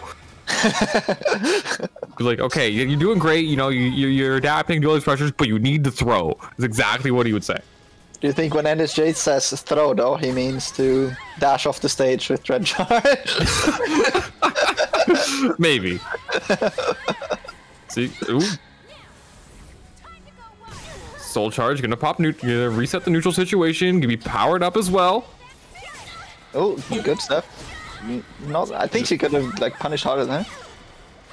Could have got a little bit more, but it's okay. Goes for the long range poke. Oh, got the fully committed to block. Oh, that's minus 16. I think at least. And catches the step with the 6-6A. Not gonna be out of this yet. Has 2 bars of meter to work with as well. Unfortunately, Hilda's meter usage, she doesn't really get too much of the Soul Charge. So maybe we'll see a critical edge as an option. Yeah, she should probably go for some like hard reads and just try and like cash him the CE for with punishes. Oh, I'm trying to press buttons on Oki. Gonna get counter hit by that relaunched. Damn, that wall splat. Oh, I didn't know that could do that. I've never seen that before. Well, where are you going? Get over here. Soul Charge extension. Goes to the throw. Oh, there. That was a command grab. That was a command grab. Hilda has that. Not see it. Yes, see it. There you go. And wow.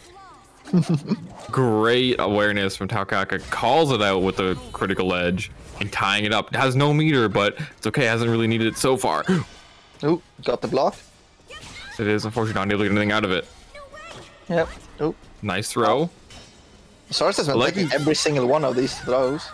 It's okay. I like the throws just for the conditioning aspect of it. Yeah.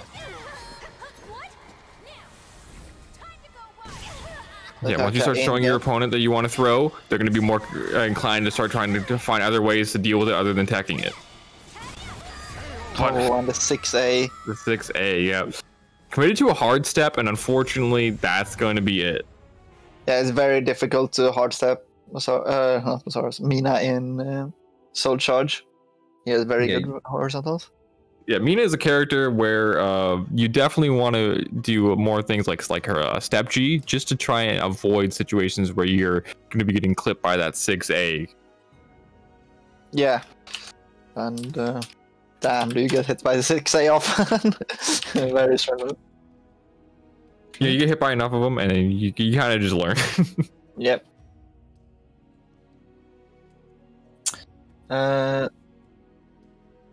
And we have... Look here. We have a donation that came in as well from Abby FGC. Many thanks for hosting this great weekly. Well, thank you for donating to the Matcherino. And I think with that, we are $5.50 away from the $400 goal. It would be so amazing if we could hit that. 134 viewers right now. If you use the code EOS, I don't know exact code, EOS 36, yeah, EOS 36, then you can add another 50 cents for free to the pot. So if only 11 people do that, we're at our goal for this stream or for this tournament. Yeah, thank you to everyone watching. Thank you to everyone supporting us. It's very appreciated, and it definitely keeps us wanting to do these events for you guys every single week. And it's harder than you'd think trying to make these events happen every week. There's so much that goes on in the background in terms of trying to make the bracket run, making sure all these matches are reported and everything. So it's definitely appreciated to have your support in that regard. And also just watching and being in the chat is also so huge. Thank you guys. It's very appreciated. Yes. It's like we're gonna have to remake the lobby. Having the lobby glitch where Malzaris is stuck inside. So for the next game, it looks like it will be Ganon versus Solith. Or is it Solith? Solith or Solith? Yeah, it does have two L's. I'm gonna go with Solith. Zolith. Yeah. So I guess we fight another 2B. Let's see if Ganon can... Make sure to set yourself to away, Daxus. Yep. Yeah. Just... Bing. It's like a horde of 2Bs and Hilda players. Which is it's funny because those are two characters that don't have a lot of representation.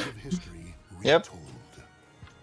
I think 2B just because she plays very differently. But a lot of people fans of the Nier franchise do really enjoy the character. I have some friends in real life who are kind of starting to get into Soul Calibur, and they saw 2B and they're like, oh dang, I really want to play her because I really like Nier Automata. I'm like, dang, I can't believe I'm friends with the degenerate, but here we are. I saw some people shit posting on the Reddit once where it's like, damn, I really like 2B. Don't you wish she had her own game and stuff where you could only play as 2B and stuff?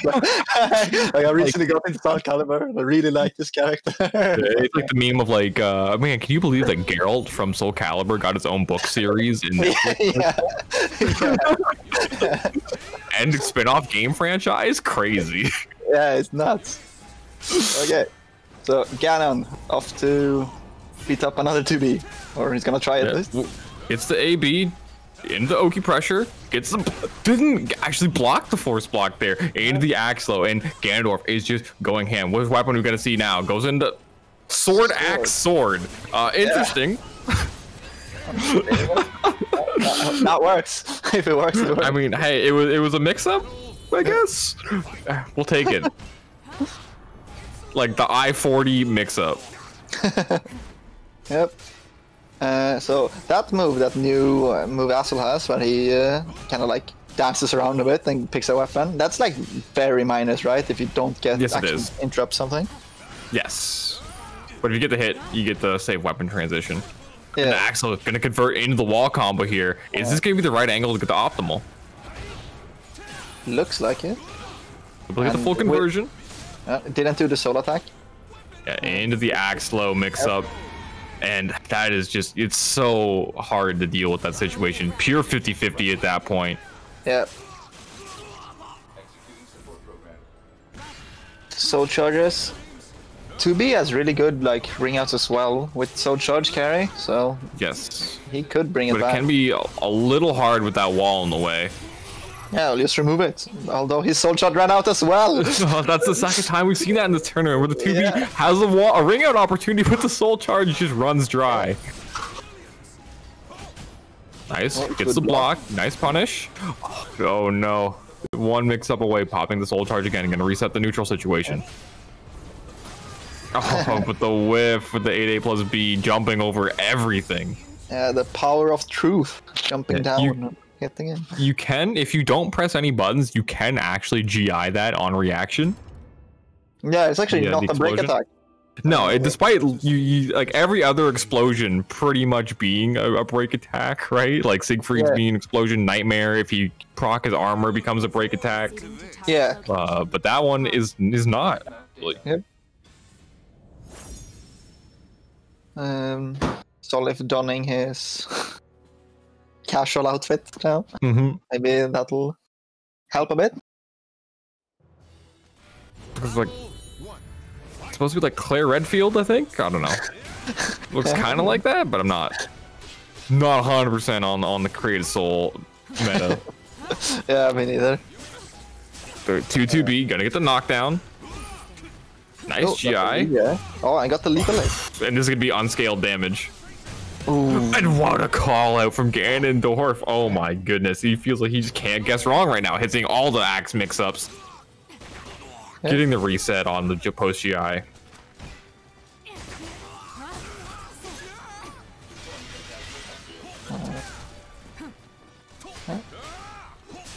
Sidestep out of the wall rising BB. To be into block, very annoying mix up, like on block. Oh, got the step, got the punish. Nice whiff punish. And the wall splat.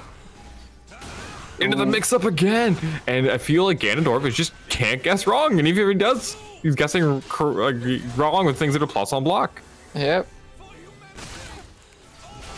Beyblade.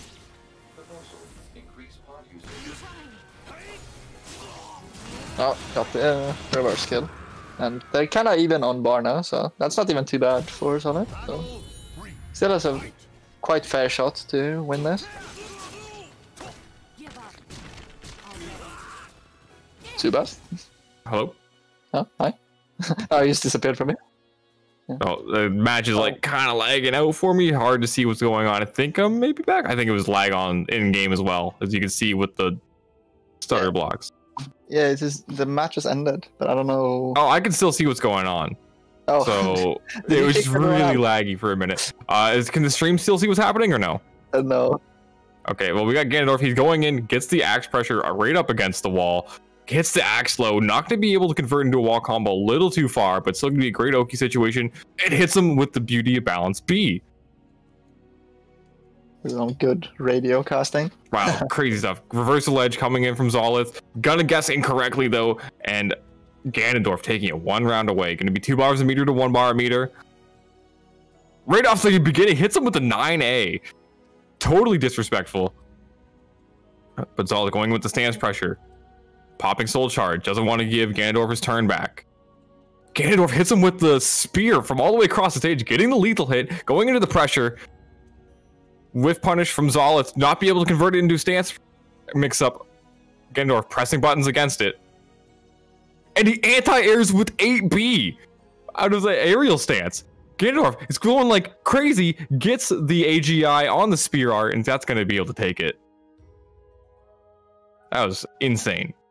He anti-aired aerial stance with 8B. like he just went like it was a 3B on block. and just did immediate 8B and anti-aired with it. That was insane. That's what's called the big callouts. That was. Congratulations to Yana. That was crazy. You guys couldn't see that, but that was so sick. Canadians coming in, kicking us out of our own lobbies, hogging it off for yourself. It's a Canadian uprising. Yeah, finally. You guys invited me on. I'm here to take over. I'm gonna show you the true way of neutral. Nexus, we're gonna get that guy out of here. No, I heard you even dabbled some in the aggressive Siegfried playstyle recently yourself. You actually just didn't like do a reverse side hold mix up in neutral like it was real? I don't believe that for a second. No, I said you did. You dabbled in it a bit, right? Like I mean, it works sometimes. Yeah. Sometimes you gotta go full gorilla. Yeah, if people don't have the knowledge, if they are missing the information, then they just go, okay? And well, I guess fortunately for you, never mind. Damn, don't insult the entire continent right there. Okay, so leaving Siegfried behind because he's not in this tournament, we're gonna go to Guilu versus Masaros. Who are playing Mina and Yoshi. Yeah, on the new stage as well. Fortunately, the stage, the walls got fixed a bit, so they're not going to be as janky as they were. It's now all low walls except for the corner. Yeah, that was a good change. I was actually surprised how quickly they fixed it. Yeah, it was very, very annoying just for the inconsistencies. Oh, yeah. Nice. Gets 3 AA, blocks the hell sweep, but doesn't block punish. Just opts to go for a hell sweep of their own. But with a bit of a delay, like, it's showing like a bit of hesitation, maybe. Yeah, and it's just mix up city from both these players. Good teleport. That's -16 if you block that. Oh. The counter hit 6-6A. Yep. Can be able to confirm the round. Gets the meter as well off of it. Ooh, only -14. Yep. Go with the auto GI. Good hit. Oh, the 9A. Wow, and the 4-4A acting like it's a real low. Into the pressure, pogo stance, mix up, goes with the throw. Nice delay on that, mixing up the timing. Yep. Back into Flea. Oh, the new Flea 6A or whatever it is. Oh, and that was back turn. You cannot tech that when you are back turn. It would have actually been a ring out. Yeah, so with Mina and Keelik, they're 1A and 1A hold. If you hit your opponent back turn, they cannot tech out of it. Even like Valdo and Astaroth can't, because there's just no animation for teching it backwards. Nice. So you just get hit by it. Neat. Yep. Oh, and the stare down into the hell sweep. Yep. Didn't actually expect the hit there. Not able to confirm it. Gonna steal the meter though. Into the tech trap. Gonna be even more meter. Look at that. Stole half a bar just in 2 exchanges. Well, that's what he does. It is. Both these players powered up right now. Guilu looking to take his and close this out as fast as possible. And the delay goes into Dragonfly. Gets the A. And just mixing up. Mazaris just can't guess right. The slight delays from Guilu are able to just take advantage of the conditioning that he'd already set in place. Because before, we were always going for the low, right? We saw it, would run up, go for the hell sweep, and in that situation, when he needed modes, delayed, and that was enough for them to stand back up, and then he gets the hit. Yep. Bulldozing his way through that last round. And that's where conditioning can come into play in those clutch situations when you need it most, right? You've done the lows, you've done the throws, and started doing the mids, and then when you need to use the low again, you have it ready to go. Yep. As long as you keep your opponent on your feet, then you can do whatever you want. With Yoshi. Just, yeah, there you go. Just hit him. Just knock his feet off. Gets the knockdown. Hey, gets a block punish on there. It's -18, but hey, we take what we can. Oh, no reset. Hey, reversal edge. Gotta guess correctly here. Clashing. This is gonna be in favor of Guilu. Gets the guard break. And the lethal hit. It's a lethal hit. And look at this meter build. Pops the soul attack. A good use of it into the unblockable. Can't guess right and trying to press buttons there. No, you have to hold it. And Guilu stealing that round back. Yep. Just like he sold a meter. Ching. Bazooka knee, nice throw. Throw. Oh, RE. Yeah, Mina is actually surprisingly weak to RE. A lot of her moves are like will force her to at least tank the.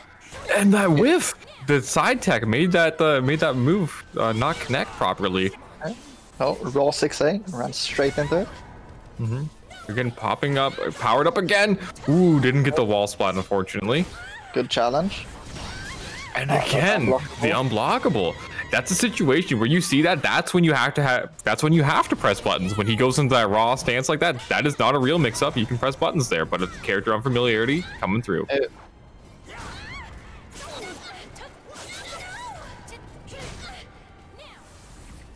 Soul charge gonna get the hard knockdown. But the delay, the wall rising B, is it gonna convert him to a wall combo? Won't kill, but very close, and there it is. Converts it into the 1K, and just like that, able to just take that round back. Yep. Guilu. That was. Yeah, that was it. That was a really sloppy. Like Guilu just wants in again, like every time. He wants another. He's like, oh, I'm still hungry for the victory. So next up, guys, we have winners finals, which is Laciel and Head Cheese, and then we have losers finals, which is Ganondorf versus Guilu. So we have our top 4 locked in. You know, I know it's been like 2 hours already, but I feel like this tournament's just flying by. Like it's crazy. Like maybe it's because I just woke up. Like right as we started, like I pretty much just woke up, so that could be part of it. But like, man, this is so hype. All these. Yeah, it's been like limited how many people signed up for the LCQ. It's only 22 players. Usually around there is around 30 to 40, I'd say, in between there. Well, the LCQ is limited to people that have already competed in the events before, right? Yes. Okay.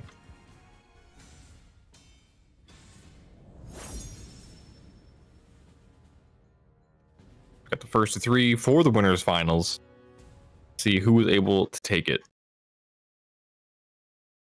Now, the thing here is if Head Cheese is able to bait out a lot of whiff opportunities from Lazy Lou, it can be really hard for Valdo to kind of contest with the damage, and wow, this is going to be a whole lot of damage. Yeah, Cervantes does have some backturn stuff off his own. Yeah, so it's like just like this. Like, look how much damage he gets off these situations. That wasn't even optimal. Could have got way more damage there.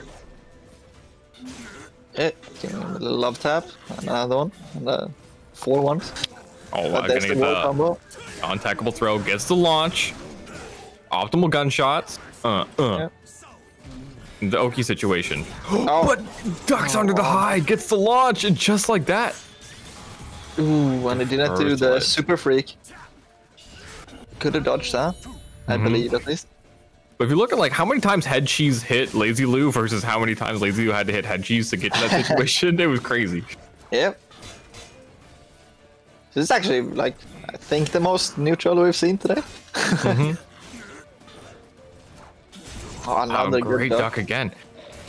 Lazy Lou is just getting the read on all these throws. Let's see if Head Cheese is able to mix it up with putting things in 3B or 3B plus K to make Lazy Lou stop ducking. Going for that teleport again. Oh, but it didn't get the relaunch. Yeah, unfortunately, didn't get got the tip range hitbox on 3B. Yep. Not gonna matter. Gets the 2K, able to secure the round again. And I feel like Lazy Lou is getting all these hits, but like they're not really stacking up to as much as like Cervantes does, right? Head Cheese gets these hits and he's taking them for a whole lot of damage. Yep. Oh, nice. Nice. It's a knockdown into the Oki pressure. And there we go. Finally starting to make it happen. Oh, and the scissor hands. Look at that. That was 3 like mix-ups in a row. But Lazy Lou had to guess correctly. Versus look at all this damage. Yeah, can't do that. I can't be doing that. Oh, and he lost his bar there as well. Yeah, it's a very unfortunate situation to be in. Ooh. Speaking of unfortunate. Nice, gonna get the whip punish here. Yep. Not gonna really get any sort of mix up off the situation. Look how far he jumps back. Yeah. It's one of those fair things. Just runs right into the A slide B. Yeah, and that move is actually minus 18, I think. It's so negative 18, but it's one of those moves where if you start using it a little bit like freely, it's gonna make your opponent want to guard it, right? Being negative 18, it's gonna incentivize, be like, hey, I want to block this so I can get the punish. But that's when Cervantes can start opening you up with throws, right? Because he's a very strong throw game. So if you're starting to block and just hold guard against Cervantes, he's going to open you up. And then at that point, you get to start guessing between the throw and the launcher. Yeah, definitely. And that's where like the kind of like fundamental aspect of Cervantes, where when he's able to like condition you, he gets insane reward off of it. Yeah, is like a nightmare to fight in neutral. It's very tough to deal with all the options. Yeah, because like Cervantes, once he starts like conditioning you and starting to outplay you, he has the reward on the damage. 6k plus frames. Whoa, that went for the wall rising A there. The 2A would have connected. Oh, didn't get the back grab. Yeah, Cielo trying to keep distance, although Hedges is backing off as well. Lazy Lou is just trying to keep it going. Gets these plus frames. No, can't be pressing buttons. Back turn AA. I-10 and nice whip punish.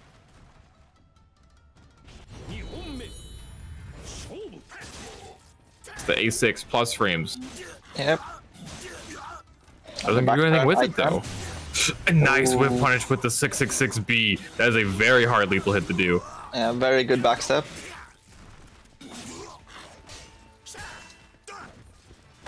Nice, gets the run up throw. Finally, conditioning head cheese to block with all the A plus Bs have been doing, right? Yep. See, that gets the whiff punish on the 2A. Stacking the gunshots. Ooh. I think it's back turn B, or is it 2B? Yes.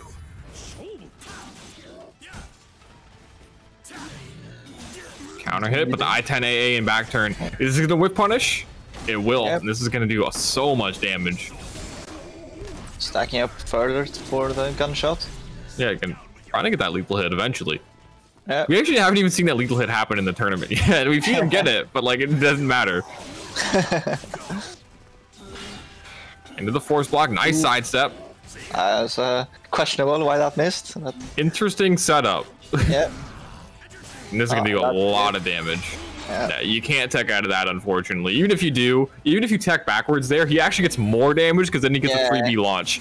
So he kind of... And then another IGDR, so you get back into the same position.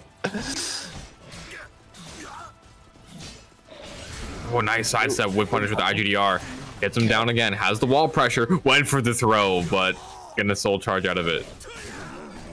Whiff punish. So much damage. Dashes away. That's an interesting play. Just teleporting away. He gets the punish into the B2. Yeah, I don't one know mix up away. I'm just gonna leave.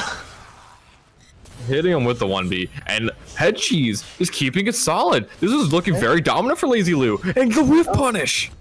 Is this the lethal hit? Yep, there it is. Will we see it happen? How many times have we seen this animation? He's seeing it once around. I feel like we haven't even seen Soul Charge Reggie. He's just always going for these whip punishes with critical edge. Mix up pressure. There we go. Has the Soul Charge now. Off the wall! And this is going to be so much damage. Is this death? Not quite. This is going to do a lot. I think if that relaunched, or maybe it can't relaunch there. Not in that situation, but the A slide B whiff punish. Damn, that did a lot of damage. Yeah, Cervantes does a lot of damage. But he has to earn it, like the way Cervantes has to earn the damage. He earns the damage in an honest way, and then does dishonest damage. Right? Like he has, like you have to get outplayed in order to get like the Cervantes damage. Like he has to make a call out on the sidestep or make a read on the back step and like get the whip punch with the IGDR. But the reward is definitely there for him. Yeah, and even when he gets it, you still don't feel it. You deserve to get one shot. Like, Yeah, that's and it's like you get hit by the 3B and you're like, oh, that really hurt. And then sometimes you whiff, and then he hits you with a wall combo that does like 100 damage, and you're like, oh. Or with C into C into C, and he can see it 500 times.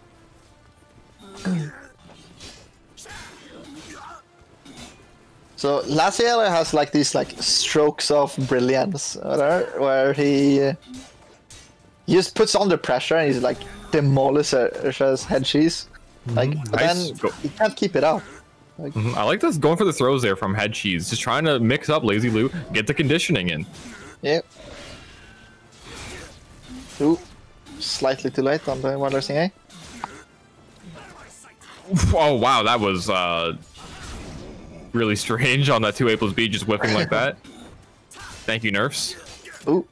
Gets the block punish, but I didn't give him a punish there. way more negative than that. Oh, they don't have bar. They can't prolong this. No. Oh no, and the 2A from Cervantes having so much range, able to close that out. Yeah, very strong too, eh? Nice 3B whip punish. Oh, what? That was, got caught forward turn there. Hashtag The wall, fix I think. Cervantes bugs. Yeah, I think the wall messed that up there. And the A plus B pressure has to guess these mix-ups. No, that's a frame trap. You gotta hold that. Yeah. He got the whiff punish, but unfortunately it wasn't the 666B, so it doesn't get the combo off of it. A head cheese guard is not looking too good now, although it's back in yellow. Oh, no, back in red. Nice, has the plus frames, gonna pop soul charge, gets the stance transition. Oh no! Oh, okay. Oh my god. He woke up back turn and gets the hit. Look at this BM. He's just doing these like teleport cancels backwards, but great whiff punish from Lazy There Lou. we go. Gonna get into the Oki situation. Went for the ring out, but not quite in range, and he's gonna get rung out himself. Oh no, you hate to see it. Yeah, damn.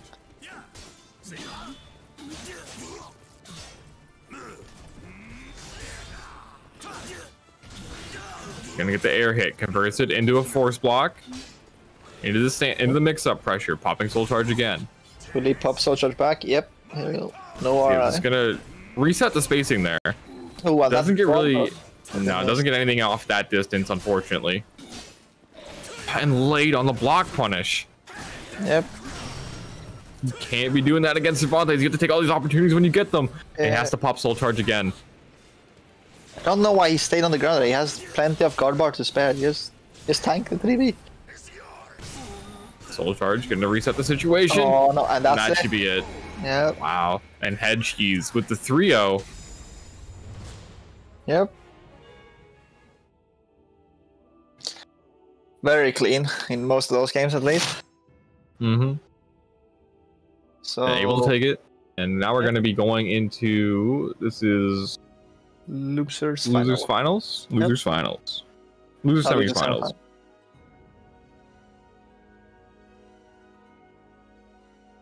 While we get that set up, I'm just going to take a quick moment. Be right back in 30 seconds. Sure.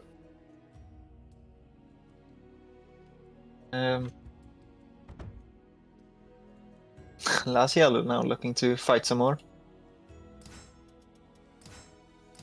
How's the match arena now? Can you shout that out? Oh wow, we've actually gone. So we've gotten a new contribution from Silosan of $35.50 with the comment hashtag buff Dan heart, which is our friendly neighborhood Danerai, another one of the casters and people who work on the weeklies / monthlies. So thank you very much, Silosan. We really appreciate the contribution. Now look at that. I'm back right in time. Perfectly timed. Yeah, you missed we've gotten a 35 dono. Oh, wow. Well, thank you to Silosan. Thank you, Silo. Silo always supporting.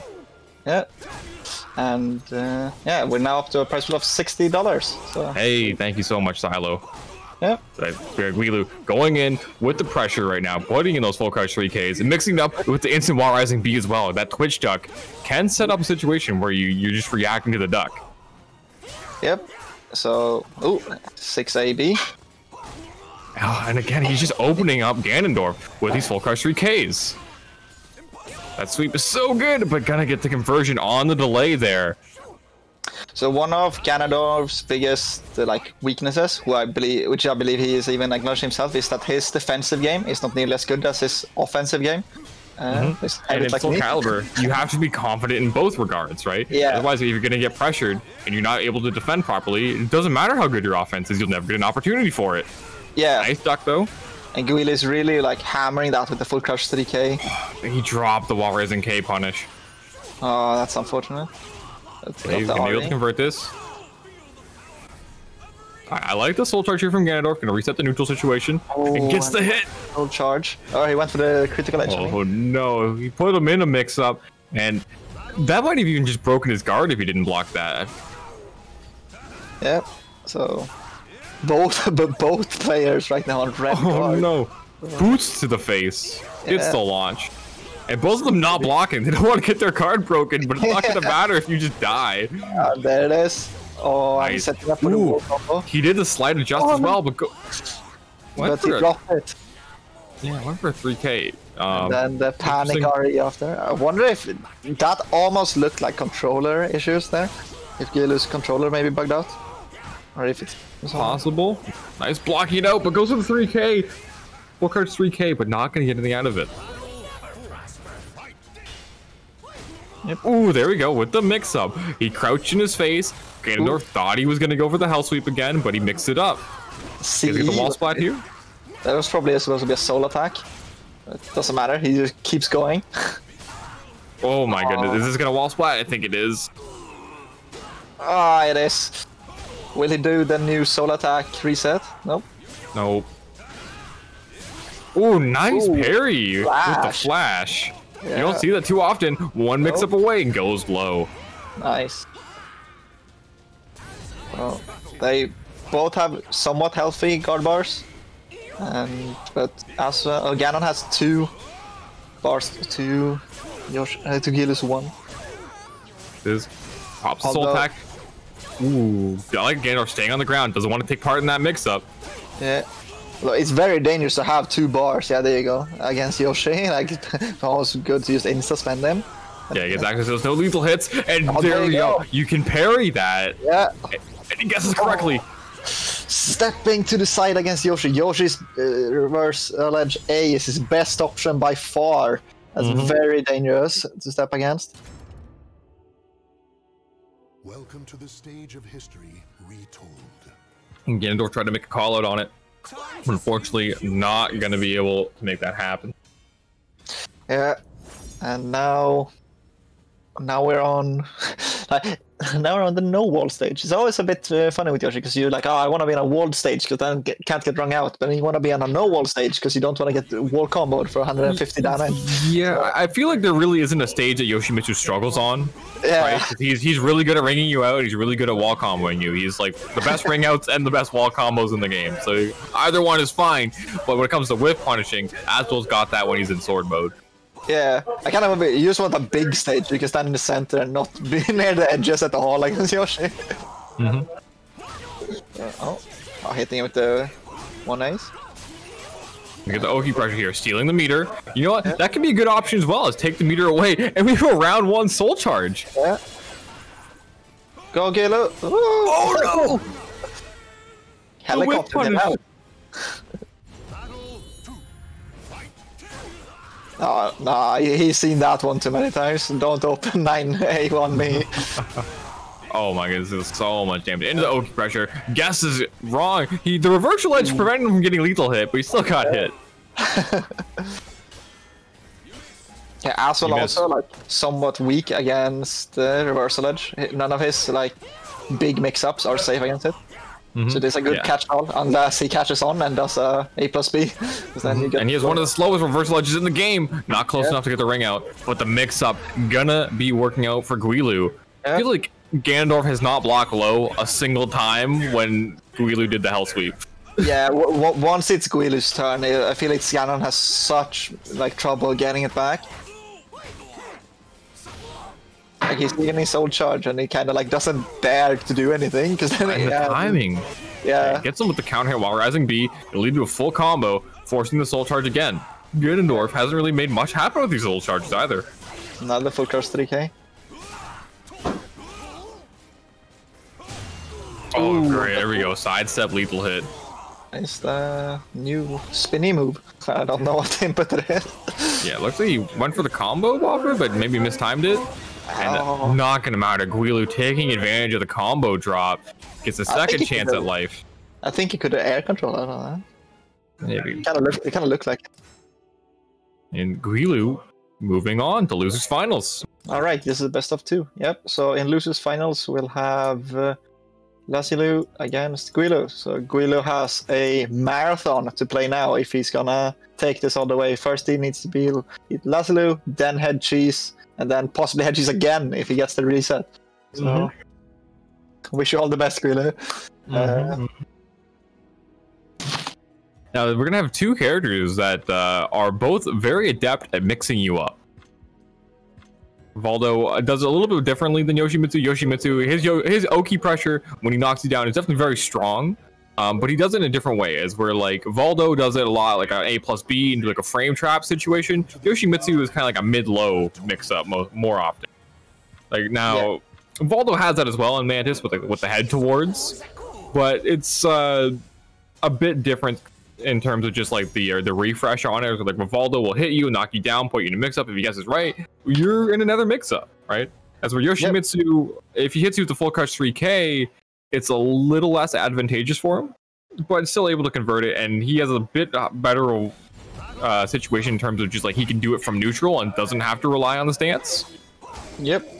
And I just need to interrupt a bit because we just got a big $40 donations from Ales. Hey, thank you, Ales. Friendly neighborhood Tierra player. Thank you so much for contributing to the tournament. He didn't leave a comment, but I'll presume he'll say, fuck Siegfried's B6, nerf the tracking. There you go, I did it for you, Ales. Okay. There was no comment actually, so. Yeah, so I did it for him. Oh, okay. I know what you want to say. Okay, back into the game. So I missed the first shot because of that. It's that pressure I was talking about, but really good stuff from Guilu. Just stayed on the ground, didn't want to take part in the mix-up. That's one way to deal with it. Oh, Death Copter whips. Giving Lazy Lou another chance of life, but getting poked down. Didn't get the full. Okay, actually does get the full combo off. Wow, that is a. You know, I think that his 4A Brave Edge is like I-14 and does that on hit. It's crazy. Yeah, like Yoshi's Brave Edges. Like they do cost off a bar, but they're very good when they actually come out. Yeah, again. Hey. Don't like if you're gonna step against Yoshi, step forward in RE. Like his A option is so strong. Yes, the B option really just gives a knockdown. Yeah, and the K gives a bit of a drain, but doesn't do much damage either. So it's like they're all very limited in what they can do. I like the soul charge. Gonna be in back turn. Went for the mix up, but haven't seen a single RI this game actually, or like this tournament. Yeah. I feel like we use them a little bit more on the NA side, but some players use it way more than others as well. Oh, nice! Gets the B side A counter hit, and you gotta block that, unfortunately. Unfortunately. Ooh, tech crouches under the A with the 4K launcher. Yep. Disrespecting the negative.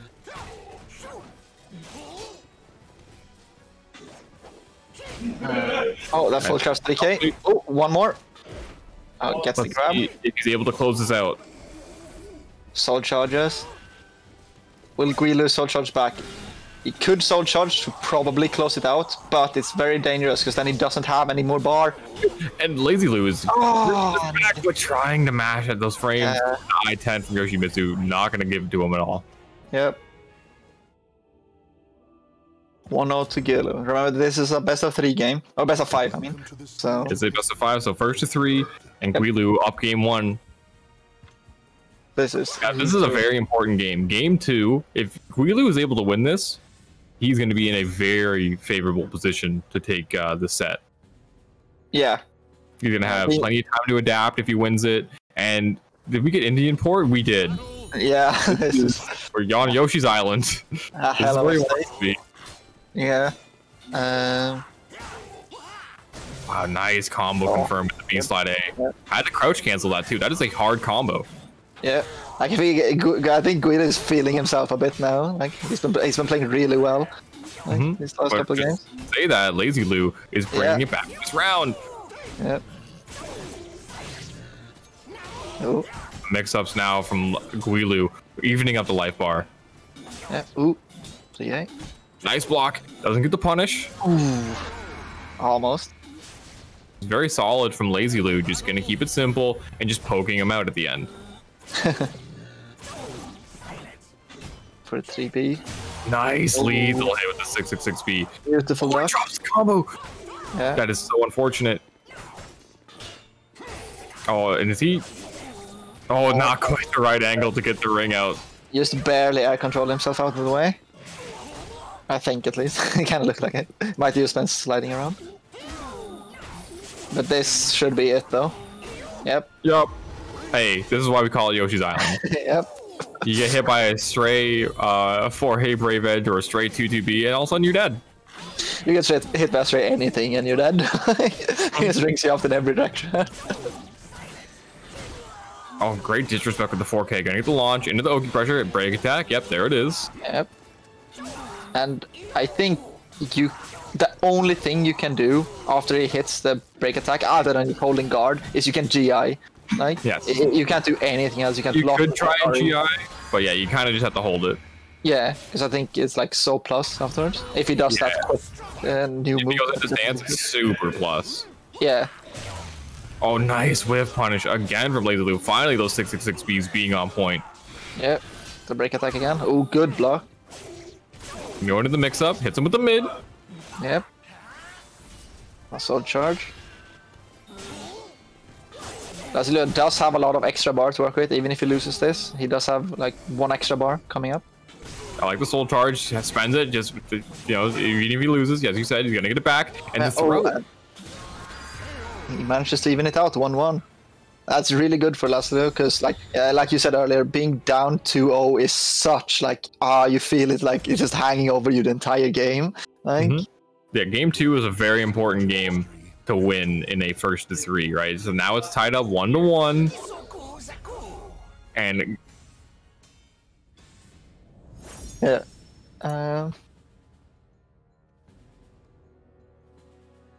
Oh yeah, little birdie has told me that they actually fought earlier as well, and it was 2-0 to Lazilo then. So Guilu is like having the time to adapt and formulate a game plan. But let's see if Lazy Lou is able to put up this pressure.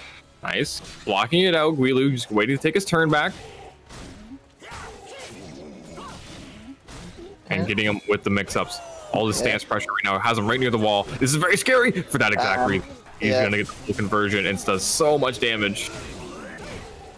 Into the restand. That was crazy. Yep. I've never seen this set up before. That was really cool. He's just hitting him with it. There you go. Hit him out of Dragonfly. Can't just be going in raw into it non-stop. Oh, not quite in range for another wall splat. But get the plus frames. Gotta block it out. Nice. Gets the punish, but not too much. Unfortunately, he's able to convert off that still and steal his meter. No soul charge available for him. Did you see? He spent the bar and he ended up building another like Brave Edge just from him. That's crazy. Yeah. Meter generating king. Built a quarter of a bar off like Lazy Lou blocking a 4A Brave Edge. That's absurd. Now, he does have access to the lethal hits, so having full bar meter. Lazy Lou recognizes it and pops it. Just need to instantly burn it. Nice pick up with 3B. 3B, straight out. And the disrespect. Gonna convert this for a Brave Edge. It's the full combo. It's just me, or have they fought the entire like set in this little corner down here, like just by this wall? Like, he's always one of those being hammered into this wall. I mean, hey, it's a small stage. It's where Yoshi wants to be, right? Yeah. Get them the mix up. That's not out yet. Oh, he got them with low. Yeah, that Valdo low is very deceptive. You don't think you're in the range of a low like that, but unfortunately, he does have that available. Yep. Oh my goodness. Oh. Gonna get the whole combo. Not quite close enough to get the wall splat. Yeah. Ooh, good block. Not a good punish though. Checking him with all this pressure. Going to med. Yeah, he's not doing anything about this med case. You can both RE and GI them. They're very weak to both. And he guesses correctly. Yeah. Ooh, and he's only K. K doesn't do too much damage. Yeah, it's limited how strong it is. Yeah. Oh, it missed.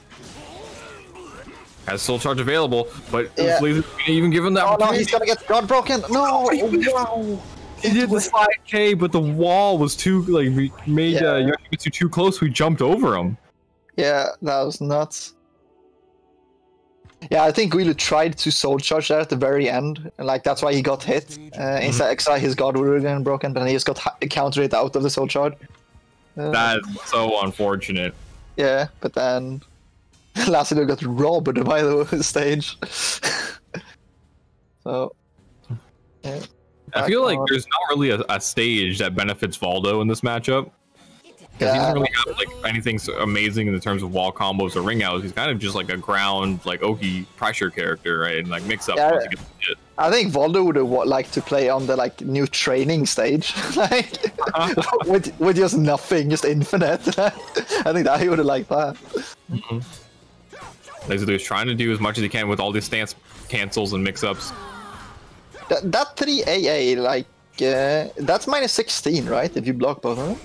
I don't remember off the top of my head, but gonna steal the meter. And look at that, almost to a full bar meter again in round number 1. Yeah. Oh, second hit, lethal hits if the first one whiffs. Very strong. Combo, evening out the meter with that lethal hit into the pressure. And yeah, it has the I-10 there. After the plus frames, you can't be mashing if he does that. It just, this plus frame pressure. Holy crap. And that's what Valdo excels at, right? Getting those plus frames, putting you in the mix-ups, and getting the lethal hit again. Lethal hit. Oh, nice block on the low. Didn't want to get lethal hit. No tech on the second jump. Okay. On the ground, can't get the pickup. Plus frames. And the dash up B slide A, gonna get the counter hit. A weeb slice for him. Another med K. Or no, Dragonfly K. Doc Sonder gets the counter hit while resing B, can lead into a nice combo. Doesn't get the whiff punish though.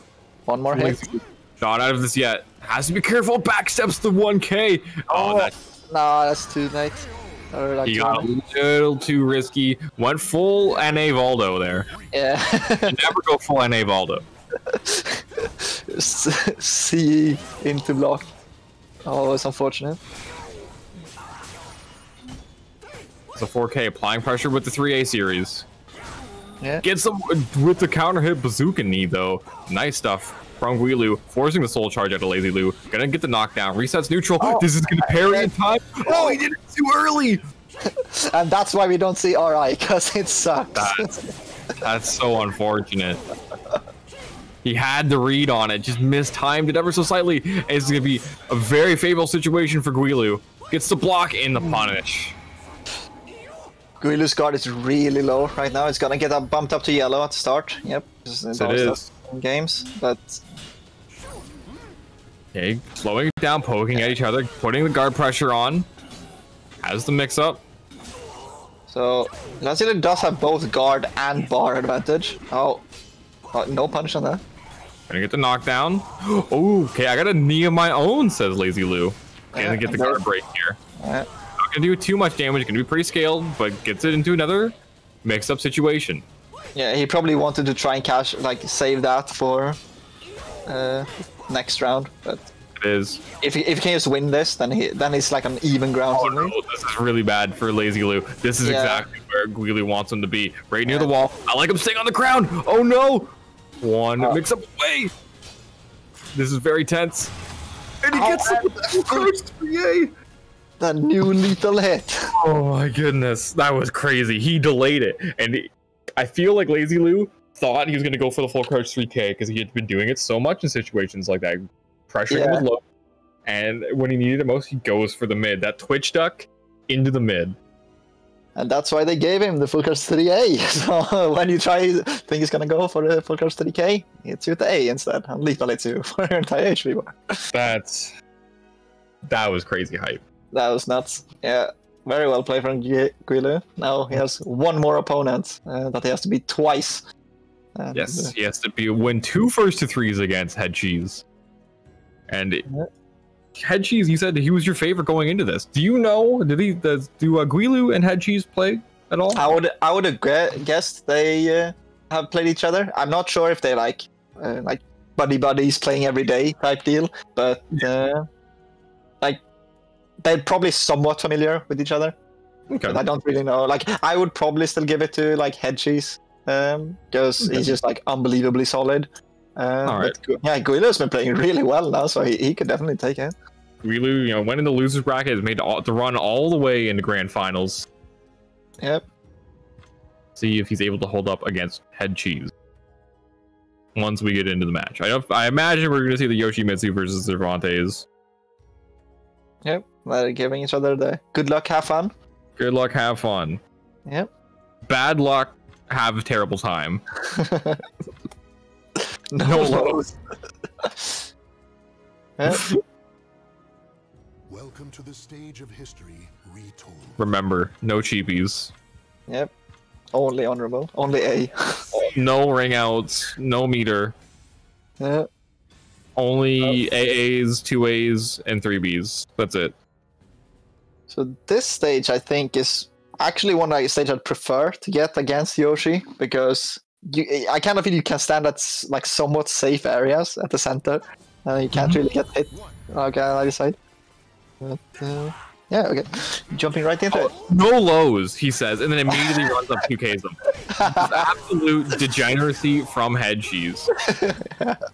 That's part of the game. Oh, he hits it with the forgive me, and then he's not forgiven. Oh, going for the ring out. Nice block punish there.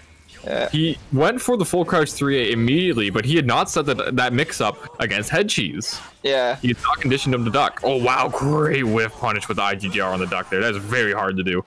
Yep. Head Cheese is just being so dominant. He's like extreme powerhouse to play against. Guilu now on the offensive. Oh, no. Minus 18. Yep. Back throw. IGGR. Nope. 3B. Safer. Doesn't whiff. Oh, and that's not a block punish. Yeah. I mean, it is, but it's not going to get the full combo. Yeah. The only combos on counter hit. Yep. Oh, Med K getting hit out. Nicely versus ledge. And he's just like that. He's able to bring it all the way back. And no attack on the 3BB. Yeah, you got to attack that there. It's still plus for Yoshimitsu, but at least you don't die. Yeah. But you can't press buttons into that, unfortunately.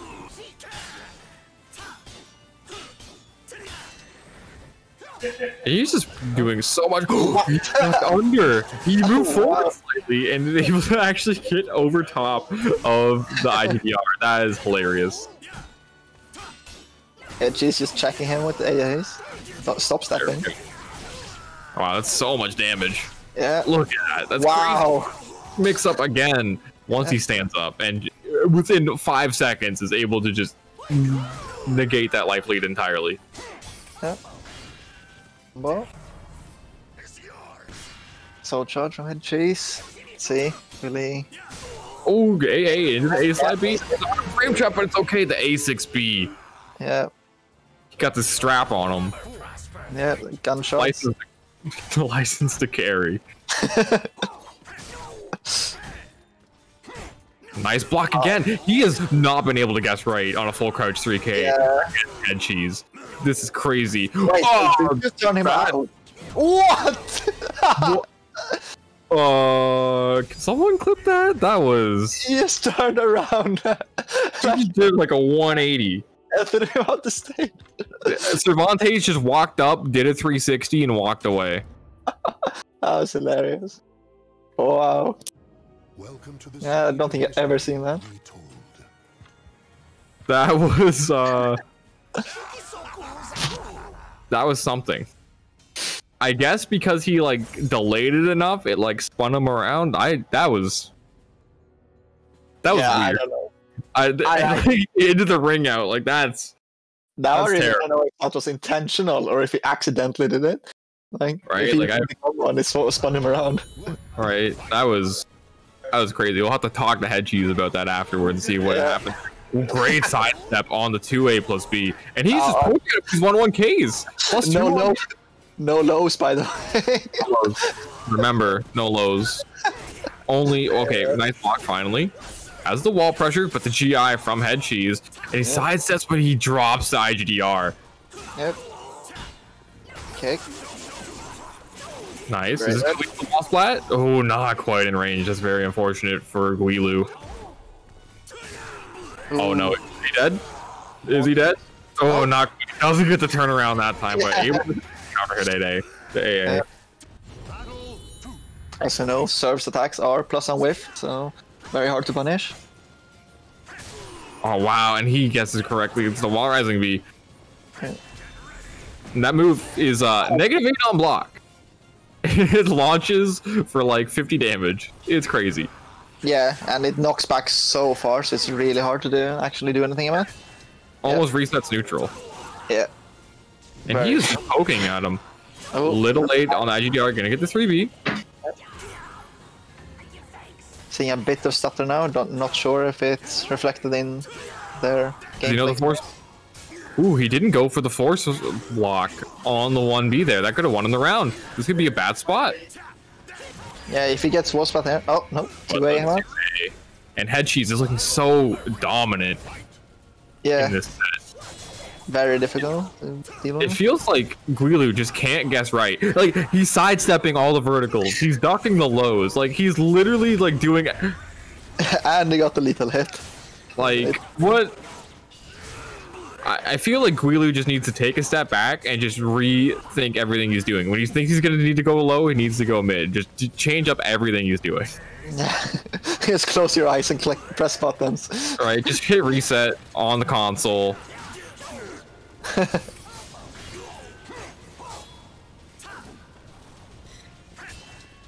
Okay, out of soul charge, has the wall pressure though, but he goes for the vertical and he gets sidestepped.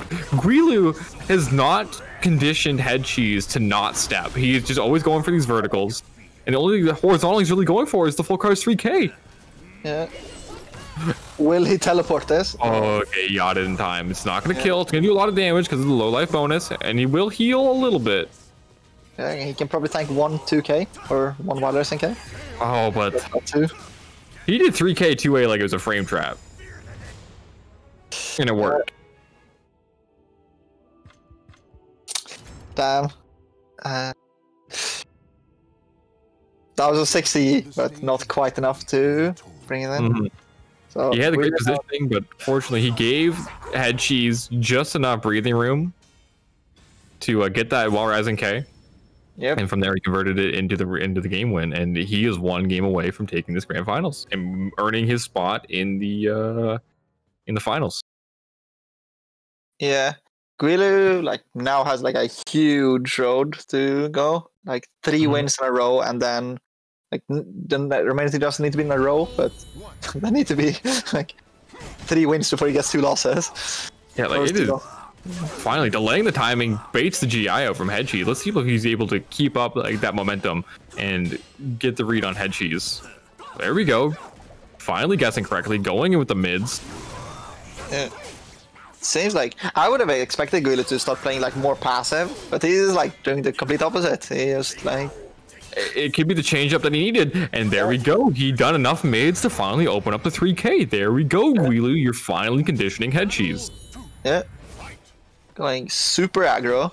And head cheese couldn't deal with it. Yoshi is quicker than Cervantes with his I-10 versus I-12, so he can challenge the frames.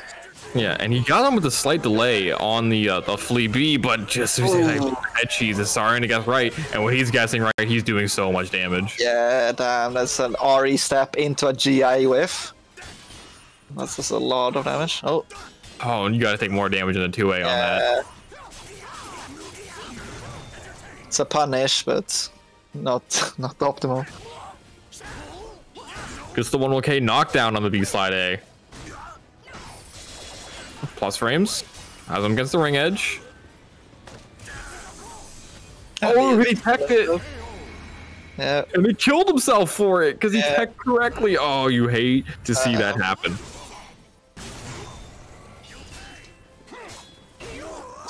Yeah, I wonder if that was a missed input. I hardly feel he wanted to actually do that grab. Yeah, nice. Gonna get the A block punish into plus frames. Can't be backstepping.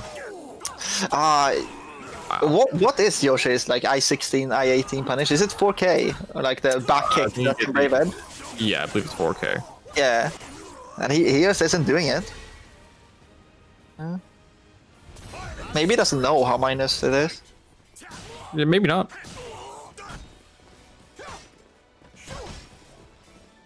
Oh, nice delay into the throw. Gets tacked, but it's okay. He has the timing down. Got a little hit. Nice. Yeah, Hedges immediately like, alright, remove my bar. So that doesn't happen again. As the punish run up throw, throw, it does so much damage and he's dead. And he evens it up. We're gonna have 2 bars of meter to 1 bar. But Head Cheese has been making it work without meters so far, and he goes to the maximum BM at the end of the round. He extends it, makes him watch. Classic Head Cheese. He's trying to get in his head. Yeah. So this is Guilu's last gasp here. He needs to win this. Head Cheese is just doing such a great job at doing these slight delays. He's catching Guilu out every single time. He's doing a slight delay into a rising B, slight delay throw, and it's working every single time. Challenge the plus frames, and it worked. Oh, you hate to see that happen. Maybe big damage. It could be enough. But the single A and Head Cheese is your champion of the European Online Season 3 Last Chance Qualifier. Congratulations to Head Cheese, who will face Rufus in the first round of the final tournament. Okay, awesome stuff. That was a super hype tournament. Thank you to everyone who was watching, everyone that donated. Thank you, Florida Caliber Podcast with the 550, Abby FGC with the 1050, Silo with the 3550, and Ales with the $40.50. Thank you guys all so much. Ales winning the top donor reward of the day. Thank you guys. It was so generous. It was so awesome. And thank you, Phantasm, for inviting me on, and Dexys for commentating with me. So much fun. Yeah, I agree. It's really fun. And yeah, I guess that's it for us, guys. Tune in next week for the finals of the European Online tournament series. It'll be so much hype, and it'll be an amazing time. And Dexys, you're going to be there. Yeah, I'll be fighting Domito in the very first round, so I can get to see how much glue I can have before I get thrown out the ring or into a wall. Well, thank you so much for having us on and being here, everyone. I guess, Phantasm, do you want to see us out?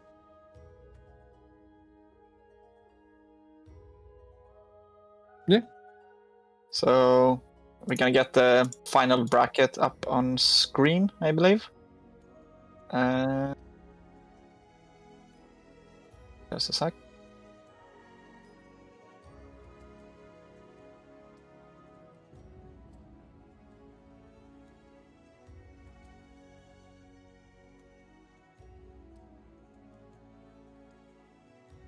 And there we go. There is our final 8. So we'll start with Rufus versus Head Cheese, then have Silas. We can see anything. We can see Google Chrome. Panic, which will be Taki versus Cervantes. Then we'll have Silas Jin in Raf and Maxi. Habaduba Andiro, which will be another Raf and Sasalamel. And me and Domito, which will be Siegfried versus Yoshimitsu. Well, that's going to be super hype. Tune in next week, guys. It'll be super hype finals. I know every single time it happens, I'm always excited to watch it. But that's it for us today. Thank you again, Dexys, for commentating with me, and everyone for watching. And yeah, we'll see you guys next week. Yeah, thank you for waking up at 9 a.m. to do this. No, I broke my sleep schedule for it. You fixed your sleep schedule for it. All right. Later. All right, see you guys.